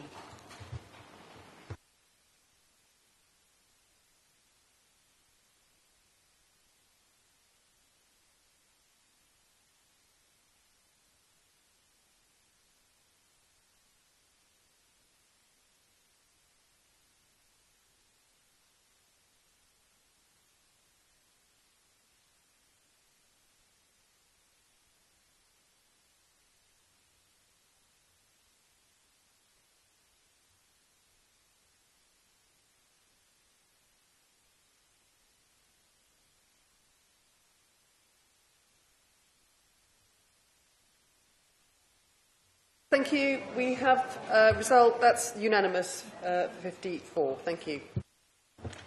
Thank you. So we're moving on to item 14, questions, statements. So we've had questions from the public, which has been circulated to you, and we've got two statements from two councillors. Councillor Hughes, please, can you make your first statement? Thank you. So we are now in a public consultation on parking charges, and my residents and local businesses are genuinely fearful for the devastating impact this will have on Midsummer Norton and Radstock. There are too many issues to effectively cover in 3 minutes, so I'll try and summarise. Firstly, emission-based charges are a tax on poor, people that can't afford the latest electric vehicle or the latest fuel-efficient vehicles. Charges for motorbikes and scooters is ridiculous. In pretty much every city in the world, motorbikes and scooters are seen to be part of the solution, helping to reduce congestion, pollution and parking issues. And certainly charging a young person potentially £300 a month to park a 50cc scooter is absolutely crazy. The severe lack of investment over decades has severely impacted our local high street economy in Midsummer Norton. This scheme will move traffic out of town shopping that has free parking and increase vehicle movements. Displacement of vehicles and loss of footfall will have a devastating impact on our businesses, particularly those small independents that rely on single-item purchases and visits, and will inevitably end up in some closures of some of these small businesses. Although this was proposed in the February budget, there's no parking surveys, there's no impact assessments, there's no financial viability report, there's no financial justification, there's no air quality assessments, there's absolutely no understanding of the severe impact this will cause to our town. The numbers that we're looking at, what numbers exist, seem to be based on back of cigarette packet accountancy. So what would be the benefits? But it's clear that this will not raise any significant income. And if the 2-hour proposal is adopted, potentially it could lose money. So there's no financial justification for this. The serious losses to our high street would certainly outweigh any tiny gains to your £14 million income from parking charges. There's no evidence of any air quality issues in our region, in our area, and the justification given that there are no safe limits conveniently ignores those set by government. Hopefully common sense will prevail, and should these elements be dropped, I will certainly be the first to thank this Cabinet, as I feel that Council should be praised for making bold decisions in the light of overwhelming evidence and public opinion. I would urge this Council, please do not make this a political issue. It's about people's livelihoods and supporting our community. Thank you. Thank you. Councillor Warren, do you have a factual question for Councillor Hughes? Thank you for your statement, Councillor Hughes. No factual questions. Thank you for your statement. I defer to Councillor Johnson. Thank you for your statement, Sean. Will the introduction of these charges impact on the benefits we should be seeing from the town's much-needed investment, or will it be its Achilles heel? Thank you. Well, sorry, I've just been advised that wasn't actually a factual question. I'm not picking on you, honestly. Rephrase your question, I think. Well, I think the first bit is a factual question. Where will these charges impact on the investment we're seeing in Midsummer Norton? Okay. And the answer is still absolutely. We've had decades of neglect. We finally have some limited investments, and we hope to regenerate our high street. Can you answer the question, please, Councillor Hughes? Sorry? So we're going to go on to Councillor Blackburn. Do you have a factual question? Yes, please, Chair. Councillor Hughes, do you think that the public consultation on parking charges is set up in a way that will genuinely capture the data that's needed about our residents' use of our parking facilities? Sorry, Councillor Blackburn, I've been advised that's not a factual question.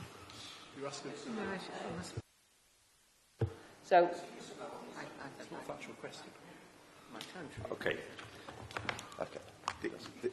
The consultation... Rephrase your question. I'm trying to do so. The consultation, do you believe... Trying to do it on the hoof now? Okay. Is it all, isn't it? Thank you, Councillor Blackburn. Councillor Wright. Factual question. How many motorbikes come into Bath every day? Good factual question. I have no idea.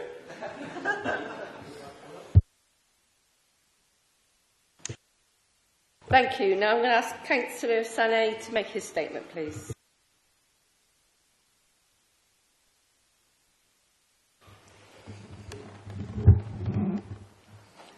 Good evening. I'm Onka Seni, a councillor for Coombe Down. I want to address the critical issues of community safety and policing within our Baines region, with a specific focus on the Foxhill area of Coombe Down and other regions with similar demographic around Baines. First, I want to acknowledge the efforts made to improve public safety. However, as residents, we continue to experience significant concern that need more attention and robust action. Crime rates, especially those related to antisocial behaviour, drug-related offences, burglaries, remain a pressing issue. These crimes affect the victims directly and erode the general sense of safety and well-being in our communities. Residents of Foxhill have voiced concerns about the need for increased police presence and quicker response time. The feeling of safety in our community is paramount. and the Lib Dem manifesto for 2023 local elections presented several commendable initiatives to enhance community safety. A key proposal was to increase police visibility through improved community policing. This approach is vital as it fosters trust and cooperation between law enforcement and residents, making our neighbourhoods safer and more secure. Moreover, the commitment to investing in public safety infrastructure, such as improved street lighting, is a necessary step in deterring crime and ensuring the safety of our public spaces. In areas like Foxhill, these measures prevent criminal activities and provide a sense of security for residents, particularly during the evening hours. Supporting vulnerable groups is another critical area. Initiatives aimed at reducing homelessness and enhancing mental health services are not just acts of compassion, but also a strategic action to address some of the root cause of crime. By supporting those in need, we can create a more inclusive and safer community for everyone. However, there is still much work to be done. We need continued and increased funding for our local police forces to ensure they are well equipped to respond to and prevent crime. Additionally, effective partnerships between the police, local authorities and community group is essential to develop comprehensive strategies for tackling crime and enhancing safety. In conclusion, I would like the Council to prioritise these issues and implement the measures outlined in the Lib Dem manifesto. We must work collectively to ensure Bains, especially areas like Foxhill and Coombe Down, are a safe place for all residents. Thank you for your time and consideration. Thank you. Thank you, Councillor Sane. Councillor Warren, do you have a factual question? Thank you, Councillor Sane, for your statement, but no factual questions. Councillor Mansell. Thank you for your statement. No factual questions. Councillor Hughes. Thank you for your statement, but no factual questions. Councillor Wright. Thank you for your statement. No factual questions. Well, that brings our meeting to a close. I thank everybody who's been involved in the debate this evening. Have a good evening.